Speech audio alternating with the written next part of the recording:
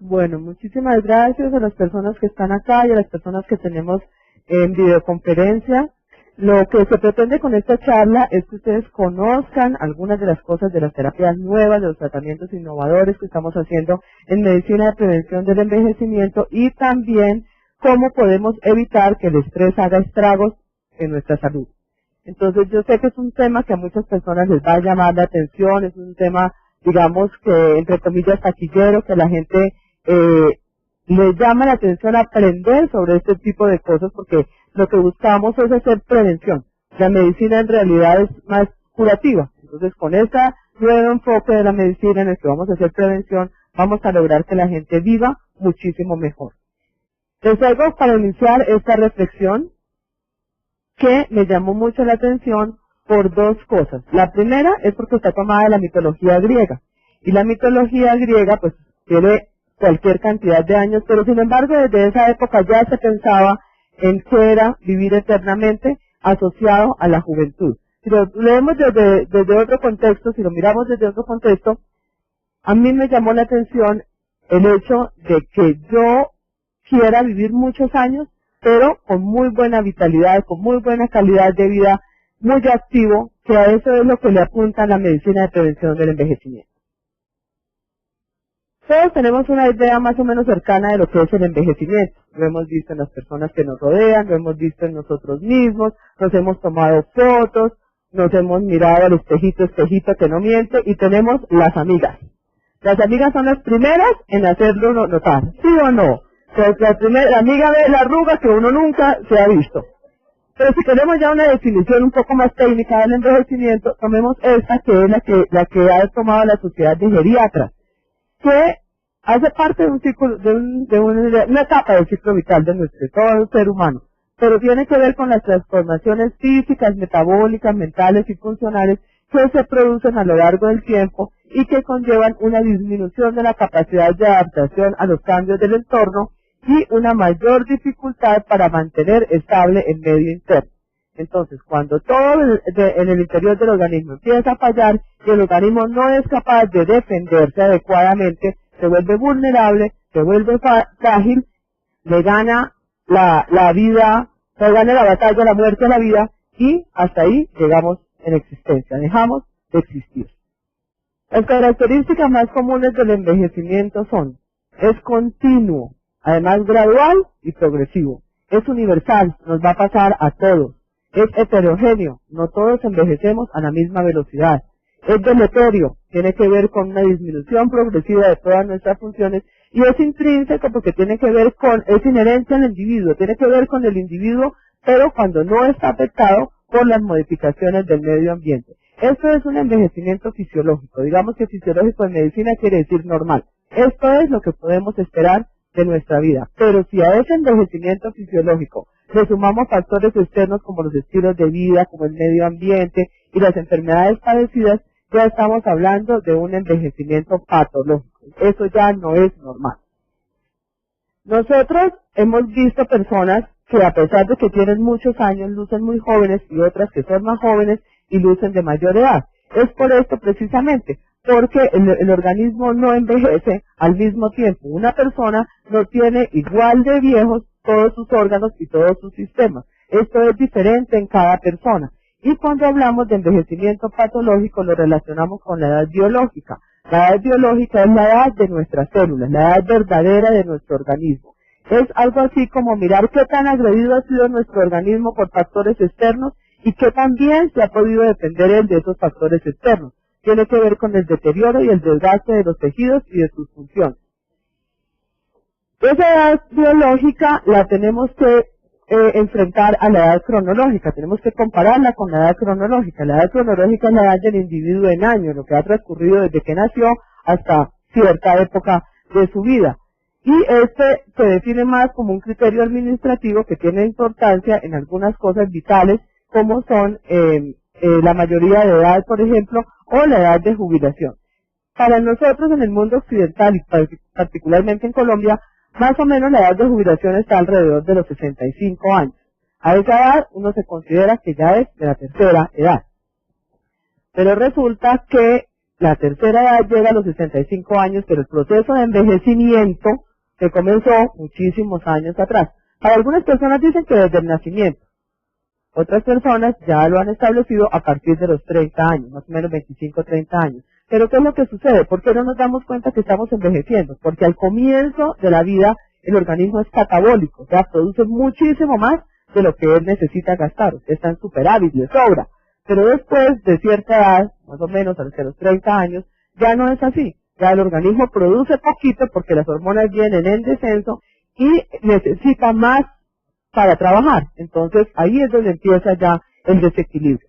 Como algunas personas dicen que es muy difícil hacer el cálculo de la edad biológica precisamente por el hecho de que no es homogéneo, ni siquiera en un mismo organismo, hay otras personas que ya están hablando de la edad funcional y esta se define en la capacidad. ¿Qué puedo hacer yo a la edad que tengo? ¿Soy acorde en mis actividades con la edad que yo tengo o por el contrario soy una persona de 60 años que necesito ayuda, necesito una persona que me haga lo que yo no puedo hacer, las necesidades básicas tienen que estar acompañado por otra persona, o soy una persona de 80 años que me levanto, me arreglo, cojo mi carro, voy a mi empresa, doy orden, soy el presidente, etcétera.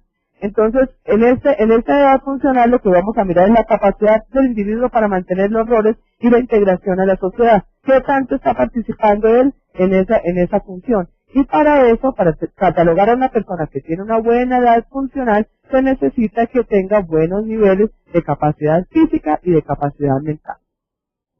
¿Qué está pasando alrededor del mundo? Esto es muy interesante, miren. Hace unos años, los 40 años eran como la edad ya, el umbral de la vejez. Una persona a los 40 años ya era vieja, y más si era una mujer, porque más o menos se acercaba a la menopausia y ahí ya la mujer no servía para nada. Pero con el tiempo esto ha ido cambiando. A comienzos del siglo pasado era más o menos de 50 años para Colombia. Pero hay unos países que como son más desarrollados que nosotros tienen una esperanza de vida al nacer de más años. ¿Qué es la esperanza de vida al nacer? Es un indicador demográfico que lo que va a mirar es un estimado de cuánto voy a vivir yo, fulana de tal que nací en tal época, en tal país, con las características de mi entorno. Entonces, para algunos países más desarrollados, pues que tienen menos problemas, como Suecia, Suiza, Alemania, Japón, la edad de esperanza de vida al nacer está aproximadamente en 80 años.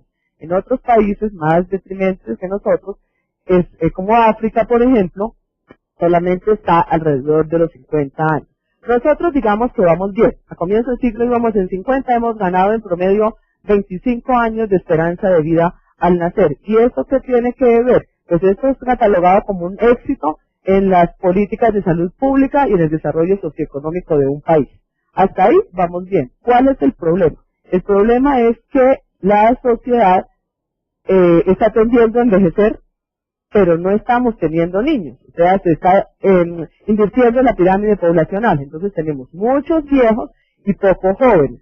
Entonces, los viejitos, desafortunadamente, como la medicina que nosotros practicamos no ha sido una medicina preventiva, sino una medicina curativa, entonces esperamos a que la gente se enferme y ahí sí le caemos a atenderlo. Entonces, eso ha reventado, digamos, todos los programas de salud pública y todo el presupuesto que se tiene para el cuidado de la salud se ha ido gastando en enfermedades de alto costo, en hospitalizaciones, en medicamentos costosos, en exámenes de laboratorio. Y eso hace pues que de todos modos, a pesar de que es un reto, de pronto no estamos preparados para esa realidad. Los últimos datos en Colombia dicen que en este momento el 10.2% de la población colombiana es mayor de 60 años. Pero ese cálculo se extrapola a la población y para el 2020, o sea, dentro de 8 años, tendremos el 34% de personas mayores de 60 años. Muchos, y estamos hablando de 8 años. ¿Y cómo vamos nosotros a enfrentar eso? Ya sabemos que tenemos un país en crisis, que la salud está bastante mal, y fuera de eso tenemos un agravante, y es que la población joven también se está enfermando. Entonces ya no es el hipertenso, no es el viejito de 60 años, sino la señora de 35 y 40 años. Los niños diabéticos, la diabetes, hay una diabetes que es característica de los niños, que es la tipo 1, pero la tipo 2 solamente se veía en adultos. Ahora no, ahora tenemos niños, adolescentes, con diabetes tipo 2 y ya tenemos 700 en un estudio que se está haciendo, 700 niños en Colombia con diabetes tipo 2. Entonces, digamos que el panorama no es muy alentador. Tenemos que empezar a cuidarnos desde ya. ¿Y por qué desde ya? Porque en realidad nosotros ya sabemos que a partir de los 30 empieza el periodo de decadencia. ¿Por qué? Porque la hormona que está relacionada con la juventud, que es la hormona del crecimiento, empieza a dejar de funcionar. Entonces tenemos que hacer medicina preventiva, cuidarnos a partir de los 30 años. ¿Y cómo nos vamos a cuidar? Ya lo vamos a ver. ¿Cuáles son las teorías del envejecimiento? Hay más de 300. Las vamos a revisar todas, obviamente. No, traje dos, de pronto las que en este momento tienen más fuerza. Una es esta, que es la teoría de los telómeros. Esto es un hallazgo que en realidad ha revolucionado la medicina. ¿Qué dice esta teoría? Todas las células tienen están programadas para que tengan ciertas duplicaciones durante su vida, una ronda duplicacional cada tanto de tales características, y eso, digamos que están protegidas por una enzima que es la que va a cuidar, yo no sé eso con qué señala, pero si ven que eso es como una X, ¿sí? Esto es un cromosoma, ¿cierto? Entonces, los telómeros son estas partecitas que están marcadas de rojito que están en la punta de los cromosomas.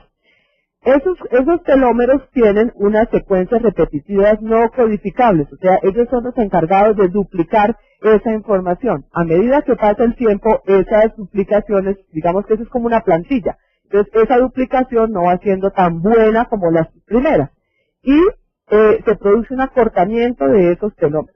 Pero el organismo, que es tan sabio, tiene una hormona que se llama la telomerasa, una proteína, perdón, que se llama la telomerasa y que es la encargada de cuidar que ese telómero, digamos, no se dañe por el camino. Sin embargo, pues a veces no lo logra. Y cuando esa duplicación ya no se hace de la forma que se debe hacer, ¿qué sucede? Se daña esa plantilla y empieza a hacer unas copias que no son buenas. Esa es una de las teorías del origen del cáncer. Pero tenemos otra, esta es mucho más conocida. Esta es la teoría de los radicales libres y del estrés oxidativo. ¿Qué es un radical libre? Es una sustancia, un átomo o una molécula que tiene un electrón no apareado en su orbital más externo. Son altamente reactivos y generan reacciones en cadena. ¿Por qué? Como él tiene un electrón que no tiene pareja, él busca aparearse. ¿Y dónde va a buscar eso? Él roba electrones. Él empieza a robar electrones para completar su paridad, y al que le roba ese electrón, ¿cómo queda? Queda como no apareado.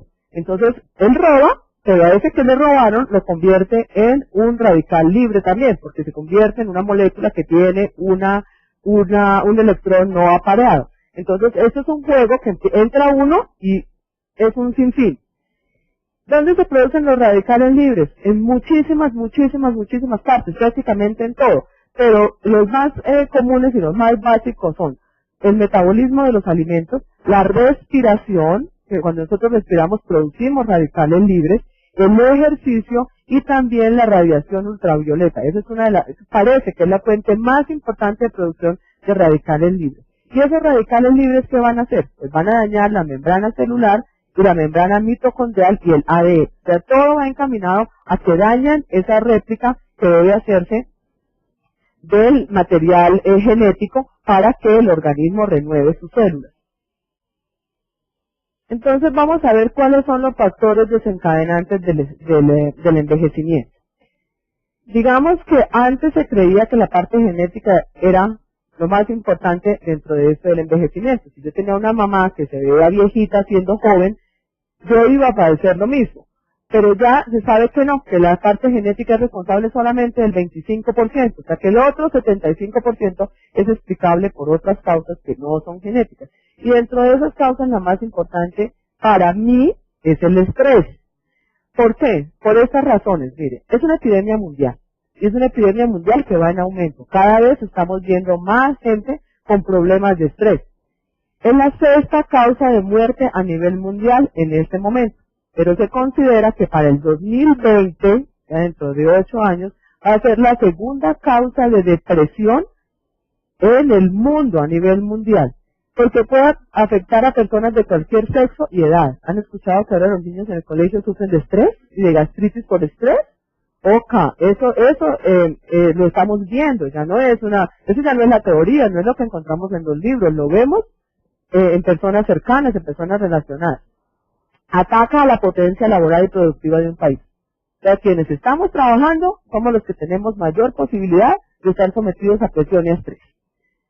Se ha determinado que en Estados Unidos ha habido un aumento importante en la frecuencia de presentación de los síntomas del estrés, a tal punto que aproximadamente el 60% de las personas consultan por lo menos una vez a la semana por síntomas relacionados con el estrés. Y esto está generando gran cantidad de incapacidades, o sea, deserción laboral, cambios de sitio de trabajo, incapacidad laboral, o sea que no van días a trabajar, que tienen unos días por incapacidad. ¿Y esto en qué se traduce? En costos millonarios para las empresas y para las instituciones que prestan salud. Todo el mundo habla del estrés. Es una palabra que todo el mundo la maneja, el estrés.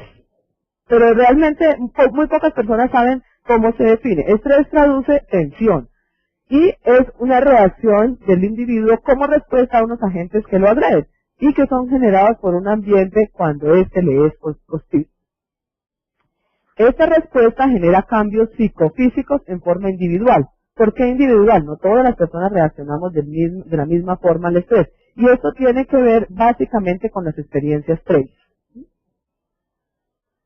Para que una situación sea estresante, tiene que tener unas características, que sea novedosa. O sea, si es nueva, siempre nos da miedo enfrentarnos a una situación nueva. Y eso produce estrés. Que sea inesperada, que llegue de repente, también hace que eso produce estrés. Pero tal vez lo más importante es que nos genere inseguridad, que nos mueva al piso, que en determinado momento no sepamos qué debemos hacer y que nos genere sobre todo incapacidad para afrontarla, que no tengamos a la mano con esas herramientas que nos van a permitir salir adelante. Pero no siempre el estrés es malo. Digamos que hay un estrés que es bueno y se llama eustrés. Porque ese estrés es bueno porque hace que la persona reaccione positivamente ante una situación que le genera estrés. Y entonces es ese estrés donde las personas se ponen más activas, más pensantes, son capaces de tomar decisiones, aumenta la creatividad y salen como las grandes ideas de pronto de una situación de estrés. Y en esa circunstancia determinada lo que nos permite es resolver de una manera objetiva esas dificultades que se presentan en la vida y de esta forma desarrollar capacidades y destrezas. Ese es un estrés que entre comillas podríamos llamarlo bueno. Todos lo tenemos. Lo malo es cuando ya empezamos más hacia adelante y no somos capaces de manejarlo. Entonces, digamos que esa primera parte estaría aquí. Digamos que aquí empezamos en la fase del estrés. Después viene el periodo de alarma, que sería la primera. La segunda fase sería la de resistencia y la tercera fase sería la de agotamiento. Entonces, en la primera fase, ¿qué va a pasar? El organismo se prepara para la huida.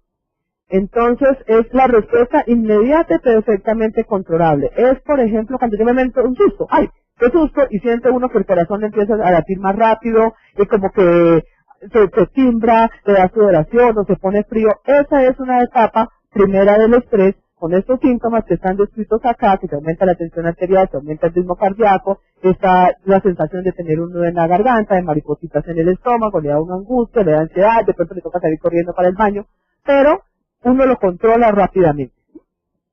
Estas reacciones son provocadas por la secreción de unas hormonas. La más importante del estrés para hacer estos efectos es la adrenalina, que esta es la que se produce pocos minutos después y es la que prepara el organismo para la acción rápida.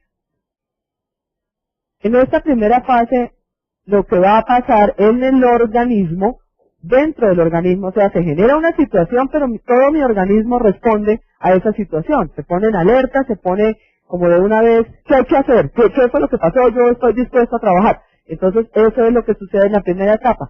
Y aquí el hipocampo envía un mensaje a la hipófisis, liberando una hormona, que se llama la hormona adrenocorticotrópica, y que lleva a la corteza suprarrenal para que ella empiece a liberar cortisol. Y por otro lado, ya les voy a mostrar una gráfica, por otro lado viene otro mensajero que es el hipotálamo mandando la información a la médula suprarrenal para que ella produzca adrenalina. En resumen, tenemos que el cortisol y la adrenalina son los responsables de toda esa economía corporal. Entonces acá tenemos, mira, está el hipotálamo que manda una información a la hipófisis para que libere ACTH y la ACTH va a enviar una información a las glándulas suprarrenales, que son estos triangulitos que tenemos encima de los riñones para que produzca cortisol. El cortisol es la hormona del estrés. El cortisol es una hormona que la tenemos que mantener bajita para tener controlado el estrés. ¿Sí? Entonces, vamos a mirar un poquito lo que es el metabolismo de los corticoides para entender cómo es ese sub y baja de las hormonas y cuáles debemos mantener altas y cuáles debemos mantener neutralizadas. Toda la producción de cortisol viene del colesterol. El mismo colesterol que nos toman en el laboratorio, al que todo el mundo le dice que lo tiene malísimo, pues digamos que en el organismo a veces las cosas también son buenas, o sea, no todo lo que uno tiene es para perjudicarlo. El colesterol es la fuente de varias hormonas y de ahí se genera la pregnenolona. A esta pregnenolona le agregamos un grupo de hidroxilo y se convierte en 17 hidroxipregnenolona. Este va a ser el precursor del corticol, que es un corticosteroide, de la progesterona, que es la hormona femenina, y de esta, que es la dehidroepiandrosterona. Fíjense que aquí tenemos la DEA y tenemos el cortisol. Estas dos hormonas es importante mantenerlas en equilibrio. Entonces acá viene, después de la dehidroepiandrosterona, que era la misma que teníamos acá, que es de esta DEA, se va a producir androstenodiona. Y de esa androstenodiona se derivan la testosterona, la estrona, el estradiol y el estrógeno. Estos son los estrógenos. Entonces, y esta es la hormona sexual masculina. Entonces, si uno hace el análisis, ¿qué pasa? Una persona que esté estresada, que esté produciendo mucho cortisol y bajita DEA, ¿qué no va a tener? Hormonas sexuales. Entonces, eso explica por qué una persona que está estresada tiene casi nada de ganas de funcionar sexualmente. Pero eso no es una condición que él se lo proponga, es una explicación que se da porque sus hormonas están alteradas. Acá tenemos otra gráfica que nos dice más o menos lo mismo. Pero llega el agente estresor, libera ACTH de la hipófisis viene a la glándula suprarrenal, la suprarrenal, en la corteza de la suprarrenal vamos a producir los glucocorticoides como el cortisol y en la médula vamos a producir las catecolaminas como la adrenalina. Estas son las funciones que tendrían estas diferentes sustancias en el cuerpo. Los glucocorticoides aumentan la gluconeogénesis, la lipólisis, etcétera, mientras que las catecolaminas aumentan la presión arterial, aumentan la frecuencia cardíaca, aumentan el azúcar en la sangre y disminuyen la sangre en el tracto gastrointestinal. ¿Y por qué? Porque cuando uno se prepara para huir, ¿quiénes tienen que estar bien? Los músculos, el corazón y el cerebro. En ese momento el intestino no importa que tenga menos flujo sanguíneo. Entonces, en resumen, en esta primera fase, ¿qué es lo que pasa? Se aumenta el cortisol, se aumenta la adrenalina, se aumenta otro neurotransmisor que es la dopamina, mientras que la DEA, el GABA y la ACTH, que son adrenocorticotrópicas, se mantienen igual. Después viene una segunda fase. Esa segunda fase es la de resistencia. Aquí es donde ya empiezan a aparecer los primeros síntomas del estrés. Y aquí es como el esfuerzo del organismo a no dejarse agobiar por el estrés y a tratar de compensar todos los gastos de energía que se han suscitado a causa del estrés.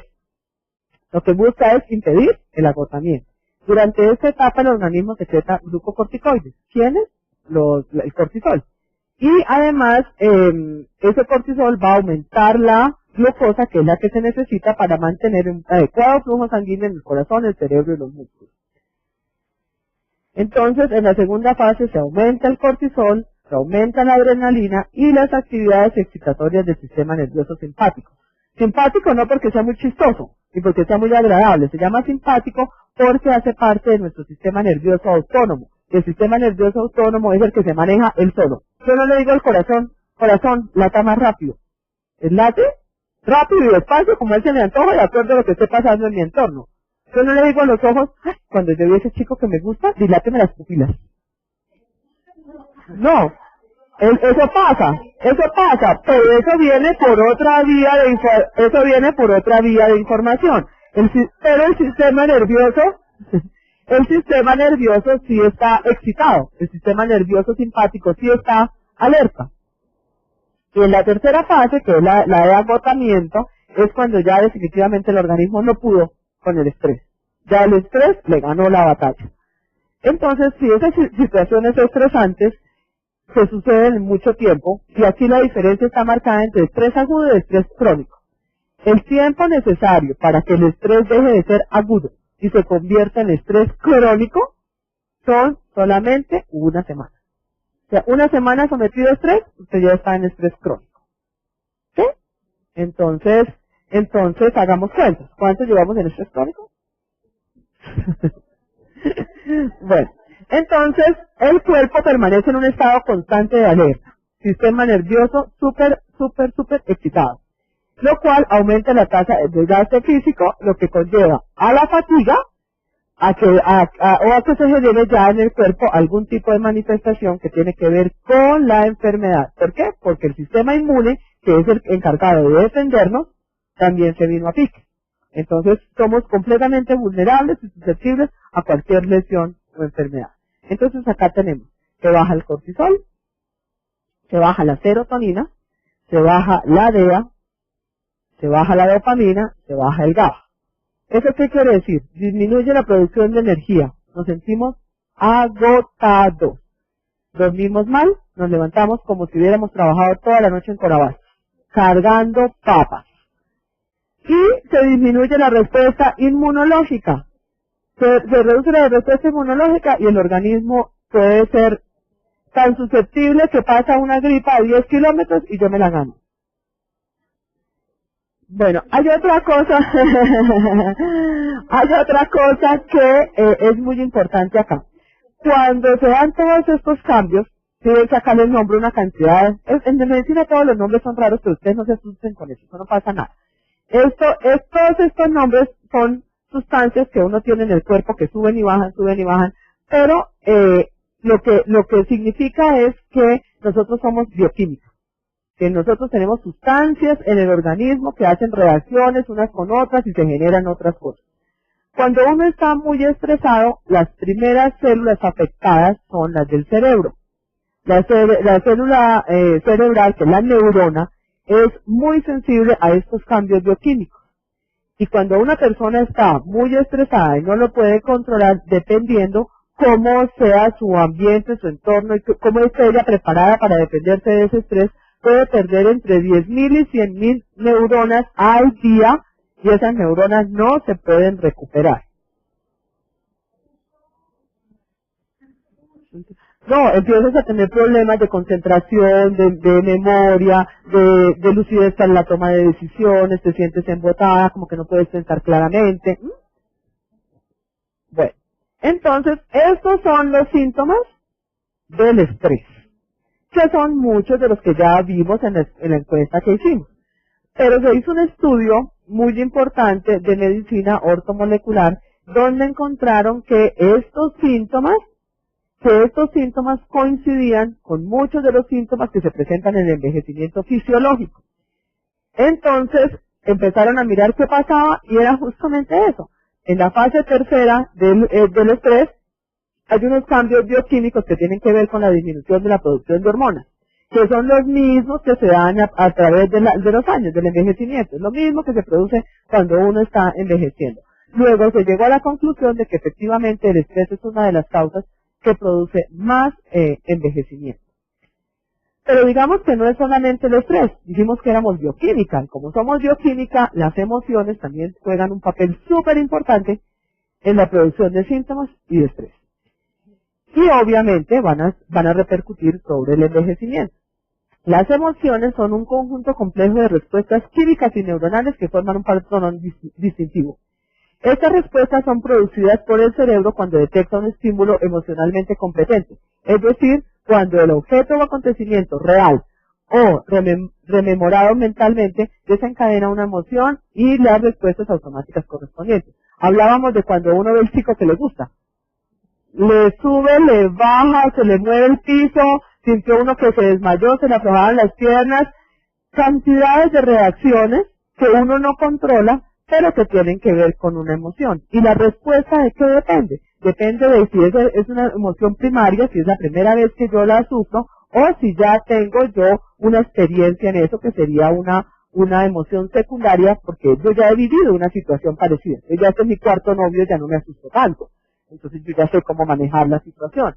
El cerebro generalmente va y busca en su base de datos, que está en el lóbulo frontal, o en el lóbulo temporal, a ver cómo es que yo debo reaccionar. Pero eso sucede en fracciones de segundos, y yo inmediatamente ya estoy preparada para sentarme con la pierna cruzada, para ponerme así, para poner la mano para allá, para parpadear, etcétera. Entonces son respuestas muy rápidas que tienen que ver con las emociones, pero que generan básicamente una alteración bioquímica en el organismo. Cuando ya tomamos conciencia de estas alteraciones de nuestro cuerpo al recibir ese estímulo, entonces ya la emoción se convierte en un sentimiento. Pero casualmente la casa de las emociones no es el corazón como todos creemos, es la amígdala cerebelosa. Entonces el hipotálamo coge todas esas sustancias que empiezan a llegar, las convierte en péptidos, las manda nuevamente a la hipófisis y a las amígdalas cerebelosas, y allá empieza el lóbulo temporal a mirar a ver qué es lo que él debe hacer. Estos eventos emocionales pueden desencadenar síntomas. Y esto es muy importante porque a veces a la persona le dicen, ay, es que usted todo lo somatiza. Usted está enferma de la cabeza. Y un día le duele el brazo y el otro día le duele la pierna y es una cantidad de síntomas y usted mejor dicho, es un hospital ambulante. Hipocondriaca, exactamente. Pero digamos que no es el señalamiento como tal, pero sí existe un condicionamiento muy importante porque efectivamente todas las emociones se traducen en síntomas. Eso es cierto. Entonces uno se enferma de aquel órgano donde está teniendo mayor impacto de esa emoción. En el 2008 se descubrió que el espíritu existe. Se hizo un experimento con la materia de las personas que morían y efectivamente se pudo localizar en el lóbulo frontal.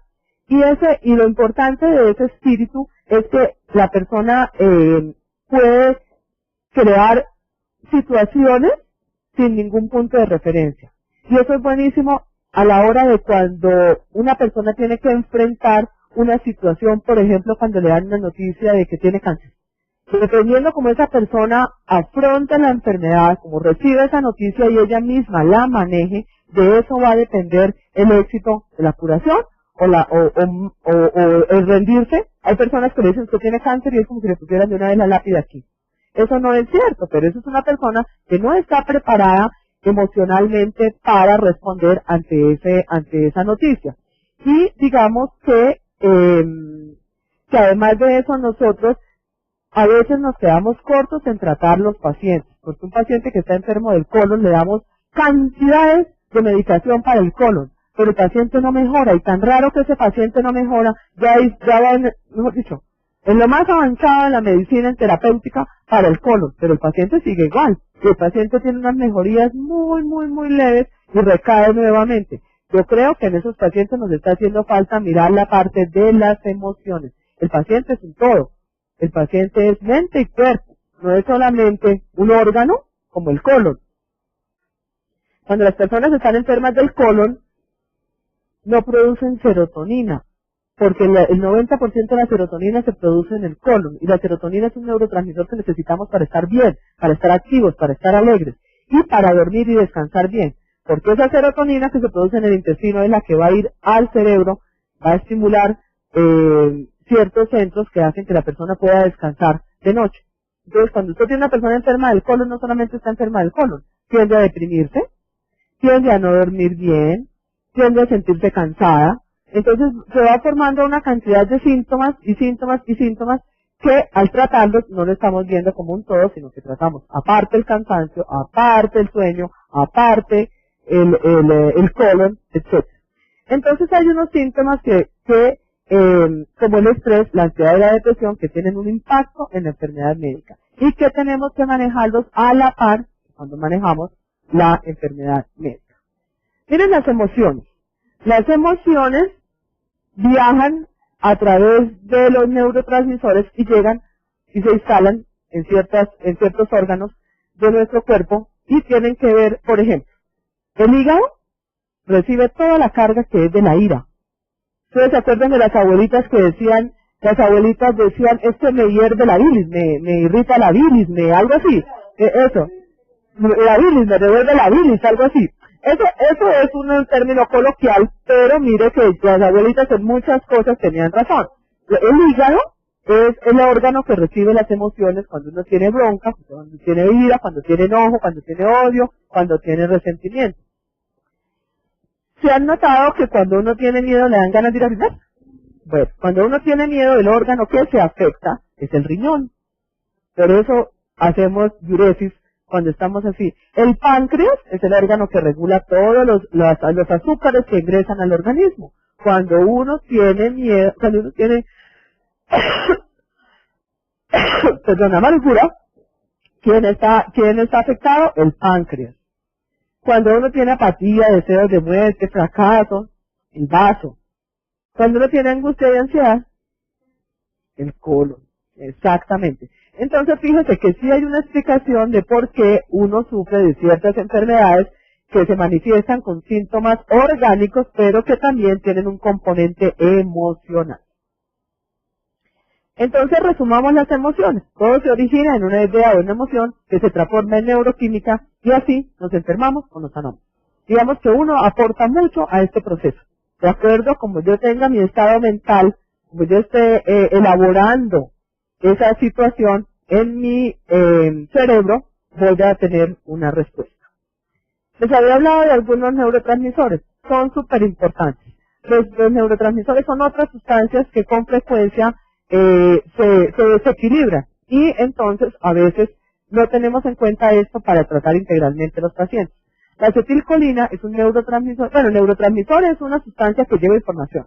Como el neuro es del cerebro a la periferia.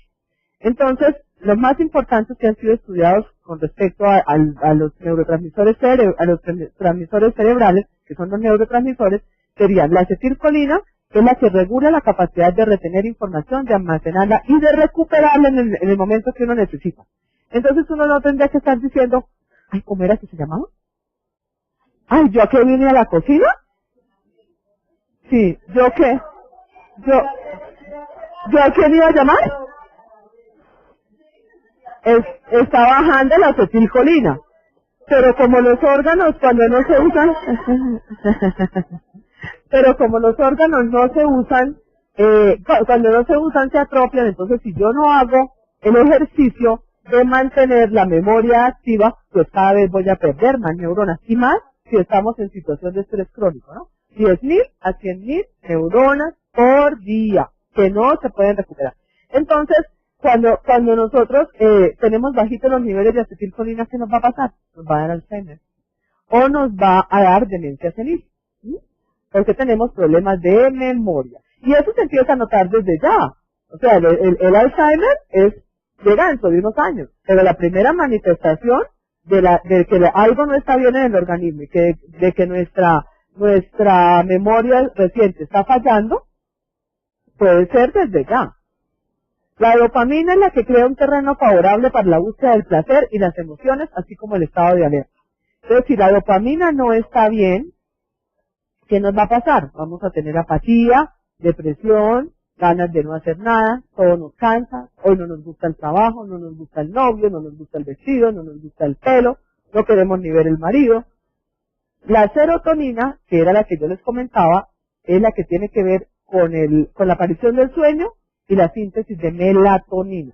No es melanina, es melatonina, no es el pigmento de la piel, es una hormona muy importante que tenemos que es la que regula el ciclo sueño-vigilia. Esa es la que hace que durmamos por la noche y estemos activos de día.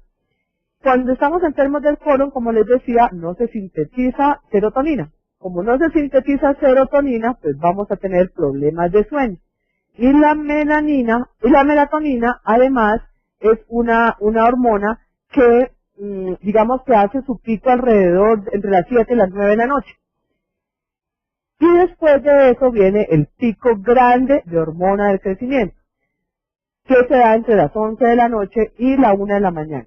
¿Qué quiere decir eso? Que si nosotros queremos permanecer jóvenes, tenemos que estar dormidos a las 11 de la noche. Porque es la única forma de preservar la hormona del crecimiento. Y digamos, las personas que trabajan por turnos, por ejemplo, que trabajan toda la noche y al otro día duermen, esas personas ya no recuperaron ese pico de hormona del crecimiento del día anterior, se perdió. Puede que hoy durmamos y algo descansemos y bueno, pero ya no. Y además, la melatonina tiene que ver con el efecto de cuando, por ejemplo, cuando uno viaja a otro país que tiene otro meridiano, por ejemplo, Europa.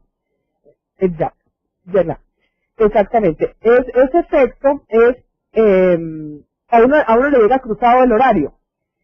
Y es conveniente tomar melatonina para recuperar ese sueño, para ese descuadre del horario que nosotros tenemos, porque eso nos está afectando interiormente. Igual que montar en avión. Uno monta en avión y uno llega muy cansado. ¿Por qué? Porque la presurización daña por completo, no daña, cambia por completo la fisiología. Entonces vamos a tener alteración de todos estos neurotransmisores.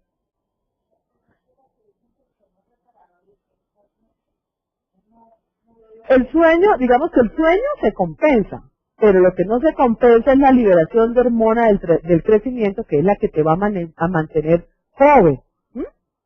Porque la hormona del crecimiento, la gente dice, ay, pero es que yo ya no voy a crecer más. Claro, no va a crecer más. Los órganos no van a crecer. Uno crece realmente hasta los 20 años.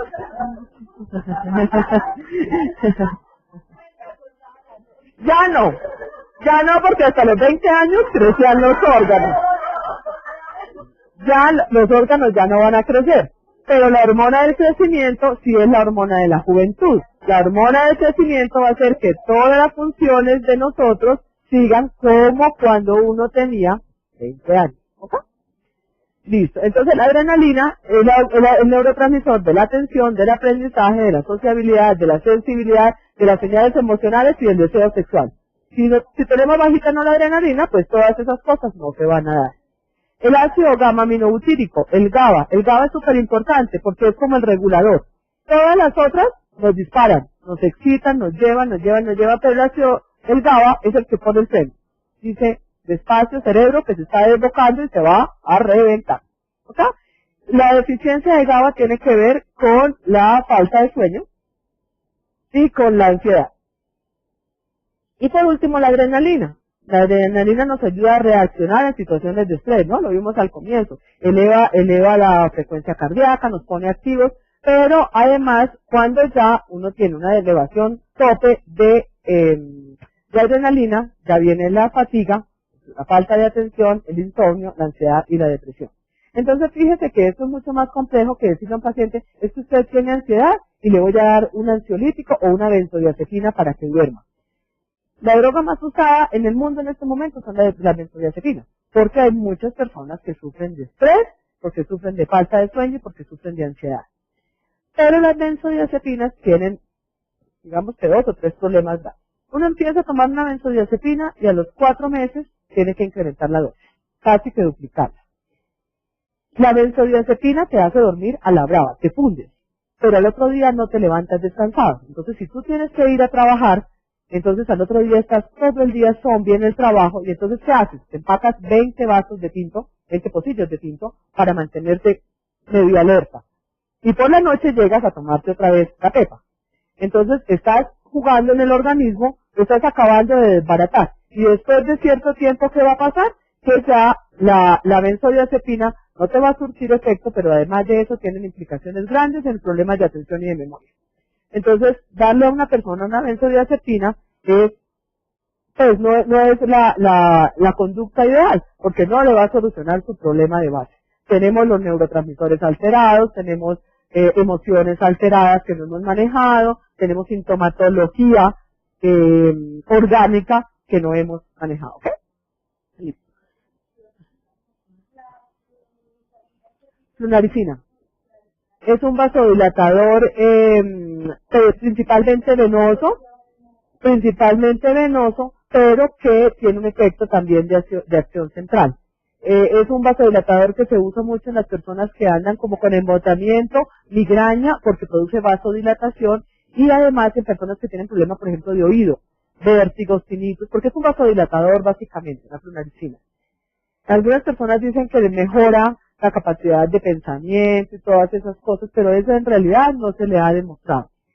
La segunda causa de envejecimiento es la radiación electromagnética. ¿Quiénes tienen el celular en la mano? ¿Todos? Bueno, me parece muy mal. Mire, la radiación electromagnética es muy importante porque hace mucho daño, pero es imperceptible. Entonces, como no lo sentimos, pensamos que no nos pasa absolutamente nada. Gravísimo dormir con el celular en la habitación. Gravísimo dormir en la habitación o en la almohada. Hay gente que lo pones en la mesa de noche, súper mal. Bueno, resulta que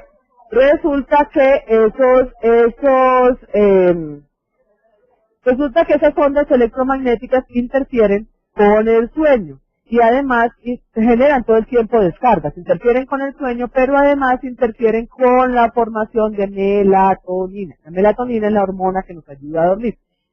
Entonces resulta que una radiación electromagnética es la combinación de campos magnéticos y eléctricos oxidantes que se propagan en el vacío. Esto es gravísimo, porque si se propagan en el vacío, tienen puerta abierta por todos lados. ¿Quiénes producen radiación electromagnética? Todos estos, los televisores, los celulares, el Wi-Fi, los hornos microondas, el Bluetooth, los satélites, el GPS, todo, absolutamente todo. Se hizo un estudio muy interesante en España, en la Universidad de Alcalá de Henares, donde le pusieron unos electrodos para medir descargas eléctricas a una persona que estaba contestando una llamada por celular. Cerca de esa persona pusieron una persona que era sorda, o sea que esa persona no estaba oyendo lo que la persona estaba hablando. Pero al momento de hacer la medición de esas descargas, tanto la persona sorda, que no estaba hablando por celular, pero que estaba parada al lado del que sí estaba hablando por celular, como el que estaba hablando por celular, tuvieron cambios en las ondas cerebrales pues en el experimento. Entonces llegaron a la conclusión de que no importa que yo no esté usando el celular. Si otra persona al lado mío está hablando por el celular, yo estoy recibiendo una contaminación electromagnética. Pero vaya, dígale uno a alguien que no usa el celular. O sea, sí, ya hace parte de nuestra vida, de nuestra tecnología, y entonces, como no vamos a dejar la tecnología, ni el computador, ni el celular, tenemos que buscar cómo barrer radicales libres de nuestro organismo. ¿Ah? Bueno, otra forma de radiación electromagnética que es bastante peligrosa es el horno microondas. El horno microondas produce digamos que una radiación tan violenta que es que viene concentrada, no es como la otra que queda difuminada, sino que esta es concentrada en ese aparatico nada más. Y se hizo también un experimento donde habían dos maticas en condiciones iguales. A una se le echaba agüita con agua ionizada y a la otra con agua que había sido calentada en el microondas. ¿Qué pasó? A los 9 días se murió la matica que le echaban agua del microondas. Bueno, el caso es que después de eso empezaron a mirar qué era lo que pasaba. Y la radiación del microondas es capaz, primero daña los alimentos, los desnaturaliza, no alimenta, lo que uno calienta en el microondas no alimenta. ¿Por qué? Porque ya se dañó, se destruyeron o se deformaron las moléculas que formaban ese alimento. Y hace que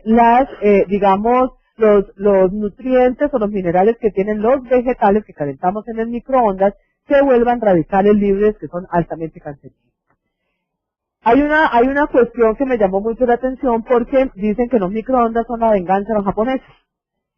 Como los americanos exactamente, que como los americanos le mandaron la bomba de Hiroshima, ellos mandaron bombas atómicas a domicilio en los microondas. Bueno,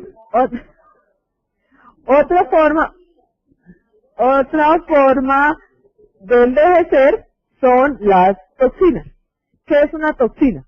Es una sustancia que es capaz de generar una carga tóxica directa o indirectamente en un organismo. Y si es el organismo humano se llama homotoxina. Esas homotoxinas pueden ser endógenas o exógenas. Endógenas son las que se producen en nuestro propio cuerpo y exógenas las que vienen de afuera.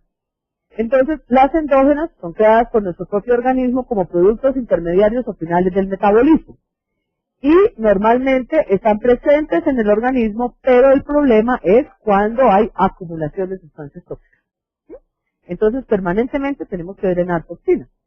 Y las exógenas son las que vienen del exterior, las que vienen del ambiente, pero que tienen la desventaja de que viajan por el aire y por el agua.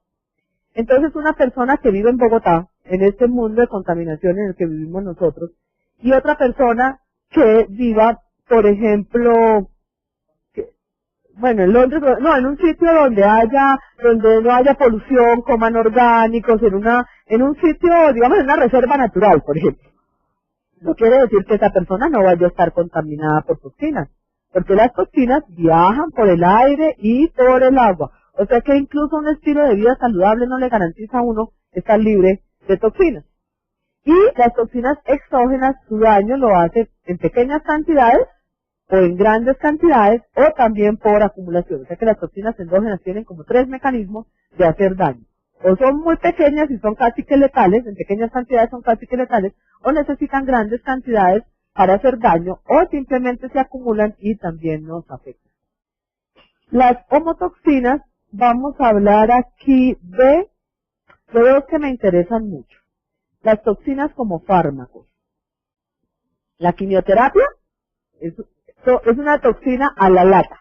La quimioterapia es una bomba que le ponen a uno para destruir células benignas y células malignas, porque la quimioterapia no es capaz de diferenciar cuál es cuál. ¿No? Ella le apunta a lo que sea. Daña las malas, afortunadamente, pero también daña las buenas. Por eso se nos cae el pelo, se nos debilitan las uñas, nos da colitis por la radiación que recibimos. Pero además de eso, también quiero hablar un poquito de los fármacos de la medicina alopática. Por ejemplo, cuando uno tiene un dolor de una pierna, ¿a uno qué le manda? Un antiinflamatorio. Ese antiinflamatorio generalmente daña la mucosa gástrica, el ibuprofeno, el diclofenac. Ese medicamento generalmente hace un proceso de irritación sobre la mucosa gástrica. Entonces nos dan omeprazol, ranitidina, milanta, ya van 2, ¿no? Ya me tomé mi ibuprofeno, pero ya me toca tomarme también el omeprazol o un antiácido o un bloqueador de la bomba de protones, cualquier cosa de eso. Se toma uno eso y después eso lo que va a hacer es cambiar un poco el pH del estómago. El pH del estómago siempre se tiene que mantener entre 1 y 3. ¿Para qué? Para que sea capaz de doblar con esos ácidos, sea capaz de doblar la comida, para que haya unos procesos de absorción intrínsecos ahí en el estómago que solo se dan en esa área del antro del estómago. Entonces, al cambiar el pH, la comida que llega ya no va a digerirse como se debe digerir. Cuando llega todo eso al intestino, algunas ya se digirieron bien, digamos más o menos, y otras o llegan fermentadas o llegan putrefactas. Entonces, cuando todo eso llega así de pesado al colon, el pobre colon se inflama y empieza la sintomatología. Entonces, le dan a la persona el tratamiento del colon. Entonces ya lleva el ibuprofeno, el omeprazol y de pronto una trimeutina. Todas esas sustancias que se están elaborando ahí en el colon, ¿cómo? Y la metoclopramida, si el placenta lo rebajan también. Entonces, después de eso, digamos que todo eso que se está produciendo en el organismo, en el intestino grueso, altera la flora intestinal. Entonces, aumentan las bacterias dañinas, que son las putrefactas, y se disminuyen las fermentadoras, y nos da una disbiosis. Toda esa circulación del colon sale por las venas, las arterias mesentéricas y a llegar a la vena cava inferior y pasan por el hígado. Entonces ya se nos está afectando el hígado también. Y así sucesivamente. Entonces realmente empezamos con un medicamento y terminamos con 4, 5 o 6. El uno para una afección y los otros para los efectos secundarios y para tratar otras afecciones que se generaron de la ingesta del otro medicamento. Y además de eso, A nosotros los médicos no nos enseñaron que el hígado era importante y que había que limpiarlo con alguna frecuencia, porque es el laboratorio del organismo. Entonces, eso no nos lo enseñaron y a uno le cuidan el corazón y le cuidan a veces le tratan el colon, pero el pobre hígado es un olvidado dentro del sistema gastrointestinal. Ya te voy a decir, eso es parte de los tratamientos que podemos hacer. Además de las toxinas químicas también incluyen digamos, el maquillaje. El maquillaje es rico en plomo. Para que un maquillaje sea duradero, ese que uno se pone por la mañana y el labial que se le aplica a uno en la mañana y le dura hasta las 10 de la noche y ha resistido 10 veces, ese es un labial rico en plomo. El plomo es un metal pesado que se deposita y se acumula en el organismo. Los perfumes de igual forma. El perfume entre más huela, entre más conserve la fragancia, más plomo tiene. Bueno, otra cosa importante son las toxinas que se generan, por ejemplo, en las paredes. Cuando uno pinta, eso tiene toxinas. Las puertas con lo que se sellan, todos esos sellantes de las puertas tienen bencenos y tienen una serie de sustancias que nosotros, por ejemplo, estamos en este ambiente, pero estamos inhalando toda esa cosa, y todo lo que sea para limpiar también lo tiene. Y las toxinas las toxinas de los alimentos. Todos los alimentos que son procesados, que tienen esos ¿cómo se llama esos saborizantes? Pero que magnifica el sabor, y los colorantes y los preservantes, sobre todo los colorantes, el amarillo 4, 5 y 6 pues esos son aerosoles, es otra forma de contaminación. Esos alimentos tienen alto poder cancerígeno, igual que los nitritos y los nitratos. Por ejemplo, los jamones y las salchichas son cancerígenos, potencialmente cancerígenos, porque esa conservación, primero, son supremamente ricos en glutamatos y sal. Y segundo, tienen nitritos y nitratos que está comprobado que producen cáncer gástrico.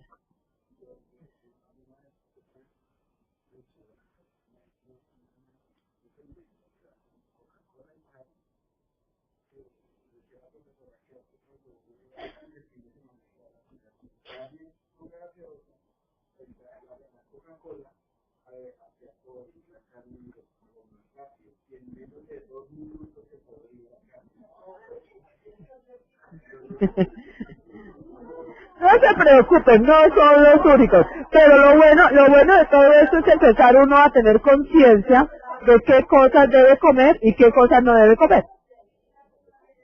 Bueno, y las toxinas psicológicas. En las toxinas psicológicas ya habíamos hablado algo que tenía que ver con las emociones, con los pensamientos, con las ideas, pero hay una ciencia específica que se llama la psiconeuroendocrina inmunología.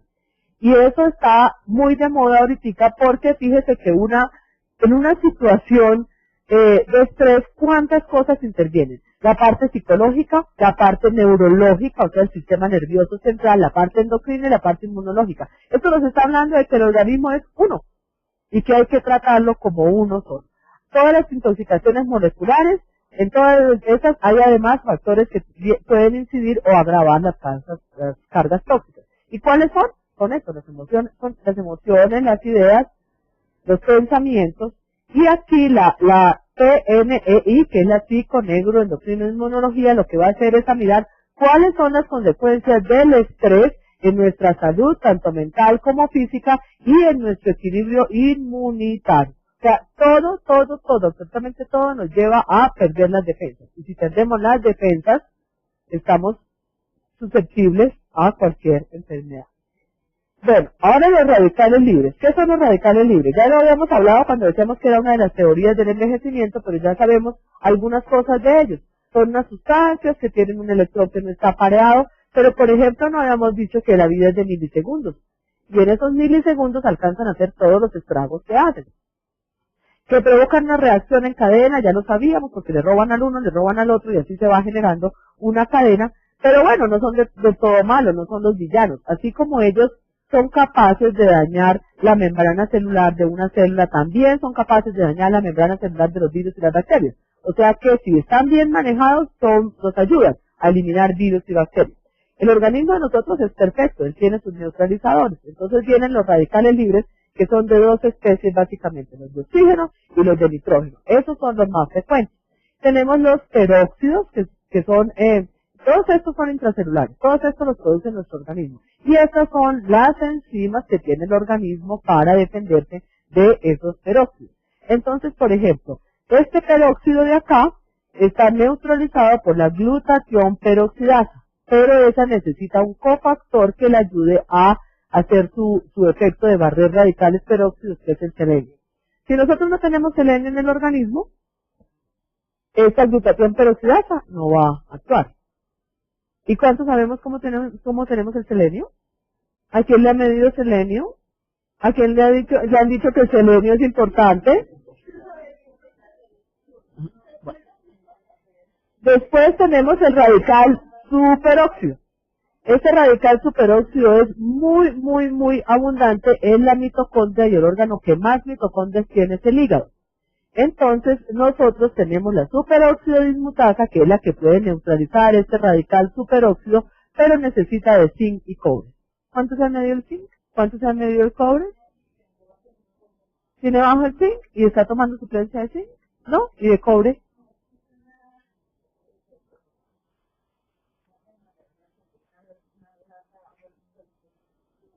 Ajá. Ya.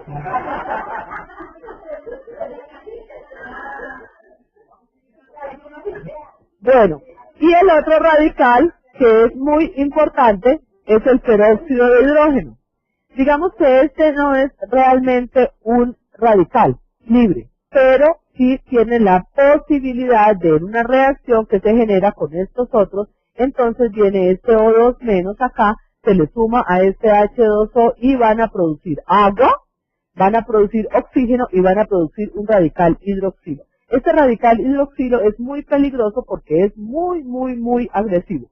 Entonces, ¿dónde está la clave del asunto? En mantener el equilibrio entre la oxidorreducción, entre la pérdida de electrones y la ganancia de electrones. Entonces, vamos a hablar de un concepto que es supremamente importante y es la peroxidación lipídica. Digamos que yo me puedo sentar a hablar con cualquiera de mis colegas y la mitad no saben ni de qué les estoy hablando. O sea que si para ustedes es chino, para ellos también es chino.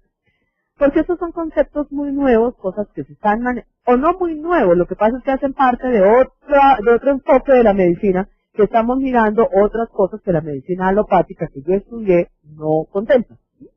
Por eso, digamos que hasta la parte de diagnóstico vamos igual, las enfermedades son las mismas, pero en la parte de tratamiento, ya ahí partimos cobijas. La medicina alopática propone unas formas de tratamiento, pero la medicina antienvejecimiento o preventiva del envejecimiento tiene otros esquemas de manejo completamente diferentes. ¿Viene? Sí, sí.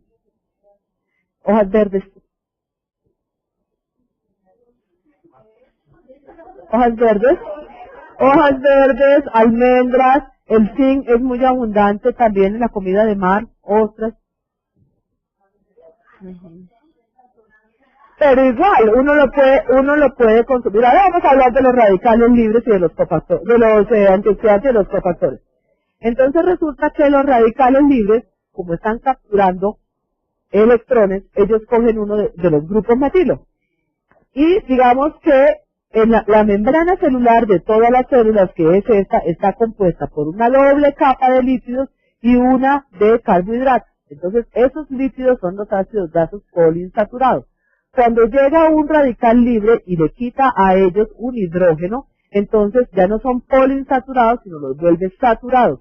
Y al volverlos saturados, dañan por completo la arquitectura de la célula y ya la célula no puede ser permeable, ¿sí? Ya no recibe nutrición y saca desechos, sino que ya se sella, se llena de desechos, no le entran nutrientes y además de eso daña sus mecanismos de replicación celular y viene los problemas de alteraciones del ADN como lo que se ve en el cáncer.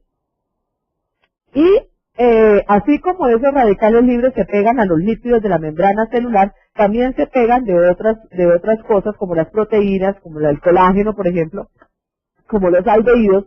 Y aquí cuando se pega a los aldehídos, nos da un metabolito final que es el malondialdehído, que es importante porque lo podemos medir. Y al medir este malondialdehído podemos inferir cuál es el grado de peroxidación lipídica. O sea, qué tanto daño están haciendo esos radicales libres en las membranas celulares de nuestro organismo. Y uno de los daños principales, de las cosas que más se ha estudiado en peroxidación lipídica, es la aterosclerosis. ¿Por qué? Porque, ay, ustedes están viendo, yo estoy aquí muy acomodada. La aterosclerosis, ¿qué pasa en la aterosclerosis? Tenemos un colesterol bueno, que es el HDL, y tenemos un colesterol malo, que es el LDL. Entre más LDL tengamos, más posibilidades tenemos de que esos radicales libres lo oxiden, o sea, le quiten un electrón. Eso se viene aquí para la luz de la arteria, y entonces aquí se genera lo que se llama la estría grasa, que es una primera capita de células grasas que daña el endotelio. Después vienen y se pegan todas estas células blancas, que son los macrófagos, estas otras, que son las plaquetas y los glóbulos rojos, y esto se llena de calcio. Entonces la arteria se calcifica.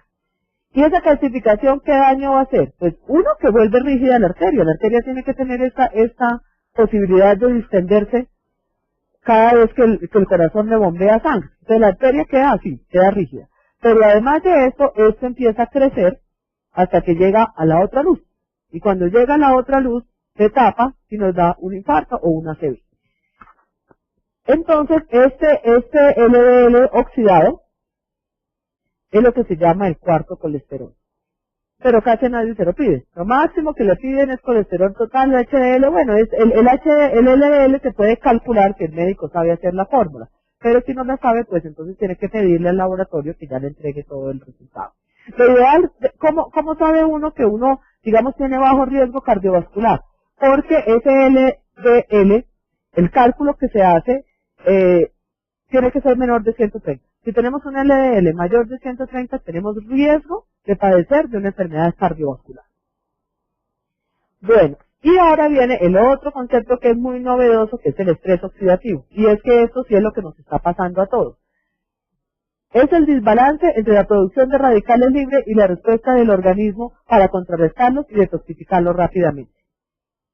Entonces, si hay más radicales libres de los que yo puedo neutralizar, ¿qué pasa? Voy a tener estrés oxidativo, mi organismo va a empezar a trabajar mal y voy a tener necrosis, apoptosis o daño de algún órgano que me produzca digamos, Alzheimer, que me produzca artritis reumatoidea, que me produzca dislipidemias, que me produzca Parkinson. Los efectos de ese estrés oxidativo, ¿de qué dependen? De la magnitud de los cambios que se genere, de si la célula es capaz de responder rápidamente y sobre todo de si es capaz de recuperar su estado original. Entonces acá tenemos como en resumen todos los factores que nos generan radicales libres. No son poquitos, realmente aquí son por nombrar unos apenas. Mira, acá están los factores de riesgo de estrés oxidativo. Hay fisiológico, hay genético, hay nutricional, hay ambiental y psicosocial. Esto, como les decía, atacan el ADN, atacan los carbohidratos, los lípidos y las proteínas. Y van a generar una serie de cosas dentro del organismo que producen alteraciones metabólicas, inhibiciones de la réplica celular, inhibición de la expresión genética, y estas son las enfermedades que nos pueden dar si tenemos estrés oxidativo. Cáncer, Alzheimer, neuropatías, hepatopatías, ataxia, Parkinson, diabetes, hipertensión, nefropatías, inmunodeficiencias, envejecimiento, autoinmunidad y retinosis. Y cada vez son más. Otro concepto muy novedoso es el de la metilación. La metilación, como habíamos visto, es cuando se adiciona un grupo metilo a una molécula. Y ese grupo metilo se tiene que tomar de alguna parte. Dicen que este es el principal mecanismo epigenético, y la epigenética es la que nos dice si yo, por ejemplo, tengo unos genes, es la que hace que se expresen esos genes o que no se expresen esos genes. Antes uno ya estaba condenado que si la mamá era diabética y la abuelita había sido diabética, uno tenía que ser diabético. Pero ya no es así, porque la epigenética hace que si yo controlo los factores de riesgo de ser diabético, yo no voy a ser diabético, así yo genéticamente tenga una carga positiva para ser diabético. ¿Eh? Entonces es un concepto muy importante porque tenemos que fijarnos en cómo silenciar esos genes. Entonces, en esta metilación, cuando una persona está estresada, todos estos grupos metilos se los lleva el estrés. Y se producen radicales libres y se produce estrés oxidativo.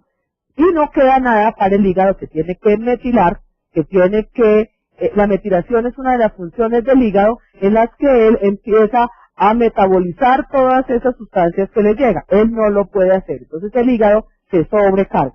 Digamos que para que esto funcione bien y haya una adecuada metilación se necesita de magnesio, de vitamina B6, vitamina B12, ácido fólico y betaína. La betaína es muy fácil de encontrar. La remolacha es el alimento más rico que hay en betaína y lo que va a hacer es a garantizar una buena metilación.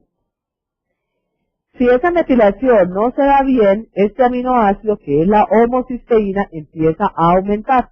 Entonces nosotros podemos hacer una medición en el laboratorio de homocisteína y si nos da por encima de 8 nos está indicando que podemos sufrir enfermedades cardiovasculares y cerebrales. El hábito de fumar. ¿Cuántos fumadores hay aquí? Salieron a fumar. No están porque salieron a fumar. La idea que tengo con esta diapositiva no es asustarlos. Yo no los quiero asustar. Pero ahí me faltó escribir que cada vez que uno hace un picazo, ¿cómo se llama eso? ¿Una bocarada? ¿Cómo se llama eso? Una aspiración.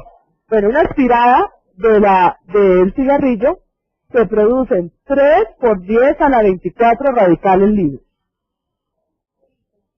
¿Ok? Un 3 con 24 ceros a la derecha.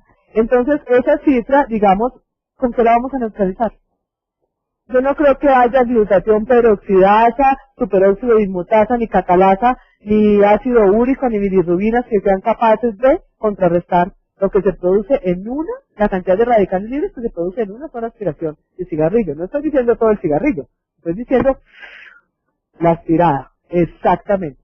Obvio, es la primera causa de muerte prevenida en el planeta, cobra 5 millones de vidas al año, tiene 3.000 sustancias tóxicas que reaccionan con el endotelio y la matriz extracelular, por lo cual está implicada en producción de cáncer de pulmón, de problemas cardiovasculares y neurológicos. Y la nicotina y el monóxido de carbono producen una exagerada vasoconstricción que impide la buena oxigenación de los tejidos. Los alimentos.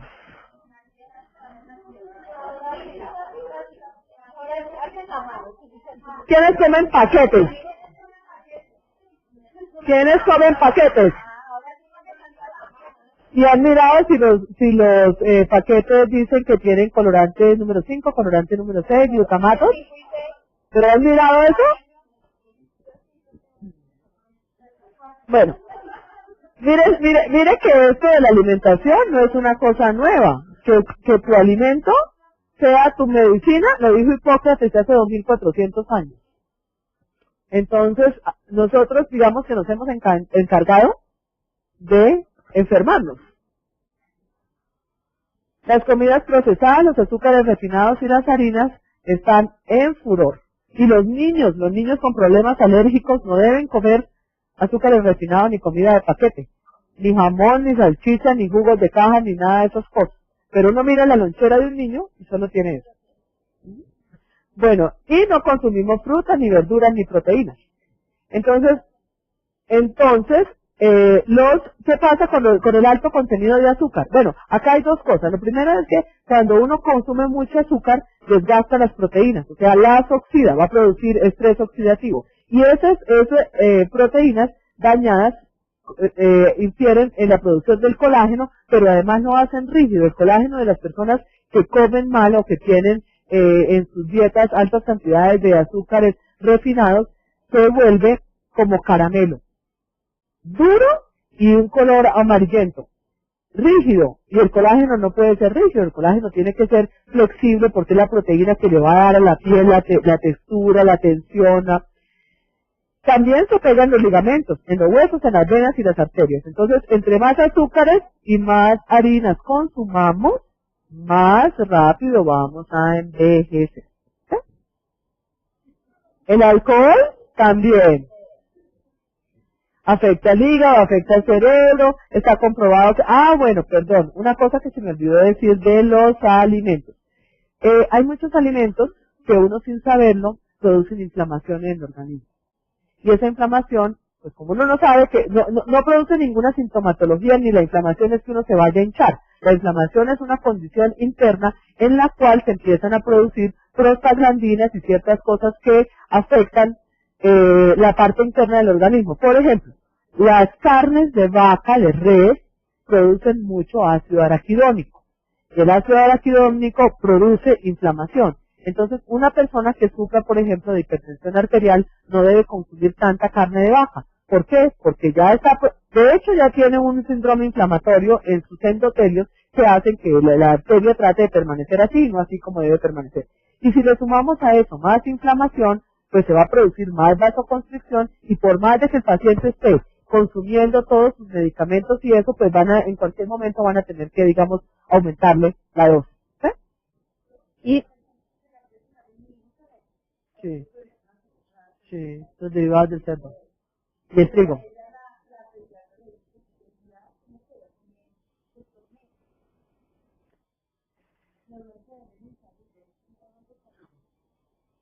Pero son alimentos procesados.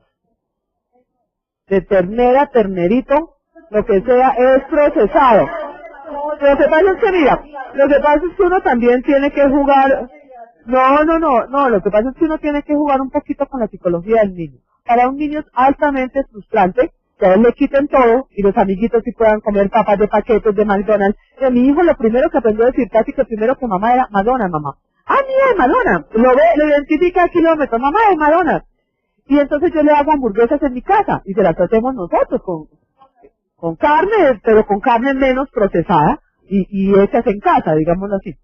Y entonces yo le digo, si ves que esto es de McDonald's, le digo yo, se la come. Pero si yo le digo que es de la casa, no se la come. Entonces digamos que puede ser entre comillas menos dañina que la de una vaca que ha tenido más ingesta de toxinas. Pero igual son alimentos procesados. Otro alimento que produce mucha inflamación es el cerdo, la carne de cerdo. ¿Por qué? Porque la carne de cerdo libera mucha histamina y la histamina es el que desencadena los procesos alérgicos. Entonces, una persona que sufra de rinitis no debe consumir carne de cerdo, ni de procesos inflamatorios crónicos no debe consumir carne de cerdo.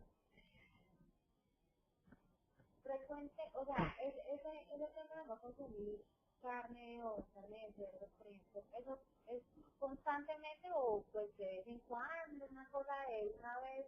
Yo siempre digo que a uno le hace más daño como la abstinencia y el estrés que le produce la abstinencia comerse el pedacito de carne. Porque en realidad si te provocó, si a uno le provocó, o por ejemplo, uno va a un asado y no dan sino carne de res, o aguanta hambre, o se come el pedacito. Lo importante es que eso no te genere una emoción negativa ni una culpabilidad, porque entonces además que a la toxina que produce la carne de cerdo vas a estar liberando emociones negativas que te van a producir otro tipo de toxina. Pero a lo que voy a decir, si por ejemplo uno lo consume de una cosa No.